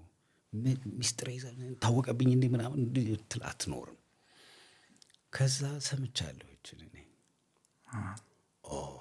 እሱንም ቢያለችው እኔን ስለፈለገችው ነው እንጂ ስለፈለገችኝ ነው አልኳ። አሪፍ አይደለም በጣም። ምክንያቱም እሱን እምቢ ትለዋለች። ከአንተ ጋር እንትን ነበራት እሷ። በቃ ሽርክነን ሰው ልባ ወደ እኔ ቢሆን ነው ለማርያምን ቢያለችው እንጂ ያን ያህል ግጥም ጽፎላት ያን ያህል ሌሊቶች ምናምን አሳልፎ ያን ያህል አውርቷት ምናምን ወስዶ ለምን እምቢ ትለዋለች ነው የኔ እንትን። ስሌቴ ዜሮ ሊሆን ይችላል ግን ግድ የለኝም። ለዛች ሰሞን በጣም አስደስተኛል። በቃ እኔም ትንሽ ገንዘብ ልፈልግና 1 2 3 ብር ምናምን በቃ ጊዜው እስኪደርስ ነው። ገብቶሃል? እኔ እኮ ያለቀለት ጉዳይ ነው ለአንተ ጥያቄ ነው በቃ። እና ያቺ ብር ተገኘች። ምናልባት ወልደ ማርያም አዋጦ ሊሆን ይችላል። እና ወስጄ ሌሎች ተማሪዎች የሚጋብዙበትን ቦታ ምናምን አውቃለሁ። እጄ ጥጋሲጄ ምናምን እኮ እንደዚህ ምናምን። እናንተ ልጆች ምን ነክቷችኋል? ምን ሆናችኋል? በቃ እንደዚህ ነው ያለች። ከውን ያልኩት በጠፊ ልክ ከዛ ብለህ በረህ የመሄድ ከዛ በኋላ ያለው ሞመንት የእሷ ክብር ነው የያዘኝ እንጂ ጥዬ በንኜ ብጠፋ እወዳለሁ። እና በጥፊ እንደመመታት ነው። ለእኔ እኮ 2 ጊዜ ውርደት ነው። ወልደ ማርያም ሲዋረድ ተዋርጃለሁ። አንድ ገብቶሃል። ያንን እየሰማሁ እያወቅኩኝ ስቱፒድ ያልኩ ለዛ ነው። ይቺ ልጅ ምን አስባ ነው ብዬ ደግሜ መጠየቅ አልነበረብኝም። በጣም ግን ራሴን ወዳድ ሆንኩና ወልደ ማርያምን ቢካላችሁ በቃ እኔን ፈልጋ ነው በቃ ምንም ስሌት ይሄ ስሌትም አይባልም እንጂ በቃ የሞተ ድም ያልከው ጅልነት ነው። ከዛ ፊትክን እንደምንም ገትረህ ምናምን ባለሞት በተጋዳይነት ትንሽ ሸኛዋትና ወደ ካምፓሷ እኔ እንግዲህ በዚህ ልጅ ነው ሂድ አለችኝ። ያን ሚስጥር እሷም አትናገርም፣ እኔም ያዝኩት። ተመረቅን፣ ጨረስን ምናምን አለ ኖርን። ከዛ ጀማነሽን አወቅን ምናምን። አንድ ቀን አጅብ እዚህ በቦሌ መንገድ ጀማኔ ሰለሞን ጀማነሽ ጋር ሽርክ አሁን ተጠፋፋን እንጂ አጅብ ሄደን እንጠጣለን። ድራፍት እንዲህ አይነት ጠረጴዛ ከበን አጅብ ቤት ነው በእናትህ። አጅብ በቦሌ ማተሚያ ቤት ታውቀዋለህ? ወይም ከፒኮክ ከመድረስ በፊት ወዲህ እሺ። አሁን አይ ቲንክ የለም አጅብን አይቼዋለሁ። ወይም ብዙ ማደያዎች ይቀያየሩ አይደለም? ሌላ አሁን ግን የለም። በዚህ እዛ ጋር የሆነ ማደያ አለ በወዲያ በኩል ያለው አይ በዚህ በኩል አለ። ኧረ እንግዲህ አጅብ አይደለም እንጂ ራሱ ነው። አጅብማ ተሸጠና እንጂ ቅርብ ልክ ያልከው አካባቢ ላይ አለ። አጅብን ፖለቲካም ተከታትያለሁ ፓርላማ እና እዛ ድራፍት ቤት አለ። ብዙ ዓመታት ካለፉ በኋላ ነው ወልደ ማርያም ስራ ፈቶ መጥቶ ሚስት አግብቶ ልጅ ወልዶ ምናምን። ምን ማለት ነው? የአንድ ሰው ዕድሜ እኮ ነው። ይህን ሁሉ ጊዜ ደብቀው ኖርክ? ቅሌት ነው ይታወራል። ግን አምሹር ብዙ ወጣቶች ይሄን ያደርጋሉ። ቢት አለችው እኔ ነው የሚለው እኔ ብቻ ነው ብዬ ለማሰብ አልችልም። የኔ ቅሌት ብቻ አይደለም፣ ስንት ሰው የተነከረበት እንትን ነው። ቬሪ ኢንትረስቲንግ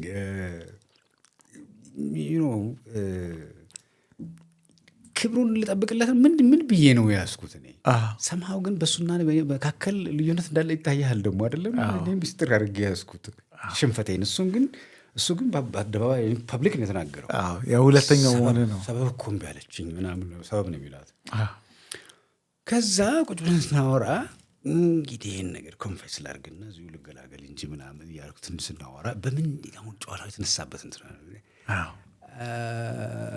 ለማርያም እኔም እኮ አንተን እምቢ ስትል እኔ ነው እሺ ልትል እፈልጋለሁ ብዬ እኔ እኮ ጠይቃት እኔም አፍሬያለሁ። ጀማነሽ መሳቅ ፈነዳች። እንዲህ አይደለም ያቀረብኩት። የዛን ጊዜ የነበረው አንደኛ ትንሽ ቢራም ጠጥተናል፣ ሞቅታም አለው እና በደንብ አሳምሬ ነው ደግሞ እችላለሁ። አንዳንድ ጊዜ መጫወት ስፈልግ በደንብ ነው የምችለው እና በስበስ ነው ስድቦ የሱ በስበስ አለኝ። በቃ ይህን እንዳያል። ከዛ በኋላ እንትና ብዙነህ አለ፣ ጌዲዮን አለ፣ ተናኛለች፣ ማን ነበረ ሌላ ሰው የነበረ። በቃ ሳቁን ሊያባራ አልቻለም። ገባ። የኔ ስቱፒድነት ነው አሁን ስቱፒድ የሚለውን የምደጋግምልኝ የኔ ስቱፒድነት ነው የሚያስቃቸው። በዛ ላይ ኦነስት ሆንኩኝ። አሁን በቃ ከዘመናትም በኋላ ኮንፌስ ማድረግ አለብኝ እና ከኃጢአቴ መከላከል አለብኝ አይነት ንስሐ ነው የገባሁት። እና ወልደ ማርያም ብቻ ያልሳቀው ያው ምልህ እሱ የሚገባው ነገር አለ ወይ ጠርጥሮም እንደሆነም አላውቅም። እሱ ሰበብ የሚላትን ልታገኛት አስመራ ጎዳናዎች ላይ ወይም ካፍቴሪያዎች ላይ ባሮች ላይ መሄዳቸው አይቀርም። ቀድሞ ደግሞ ስናወራ የአስመራን ጉዳይ እንመለስበታለን ብያለሁ። እናንተ በ1970ዎቹ መጀመሪያ አስመራ ስትሄዱ 75 አጋማሽ ማለት ነው። አስመራ ስትሄዱ አስመራ የኢትዮጵያ አካል ነበረች። ብዙዎቻችን የኔ ትውልድ ከኔም በኋላ ያሉ ሰዎች በተለይ አስመራን በድርሰት ከተባለ በበዓሉ ግርማ ኦሮማይ ነው የምናውቃት እና በአይናችሁ ላያችሁት ለአመታት ልኖራችሁባት ሰዎች አስመራ ምን ትመስል ነበር?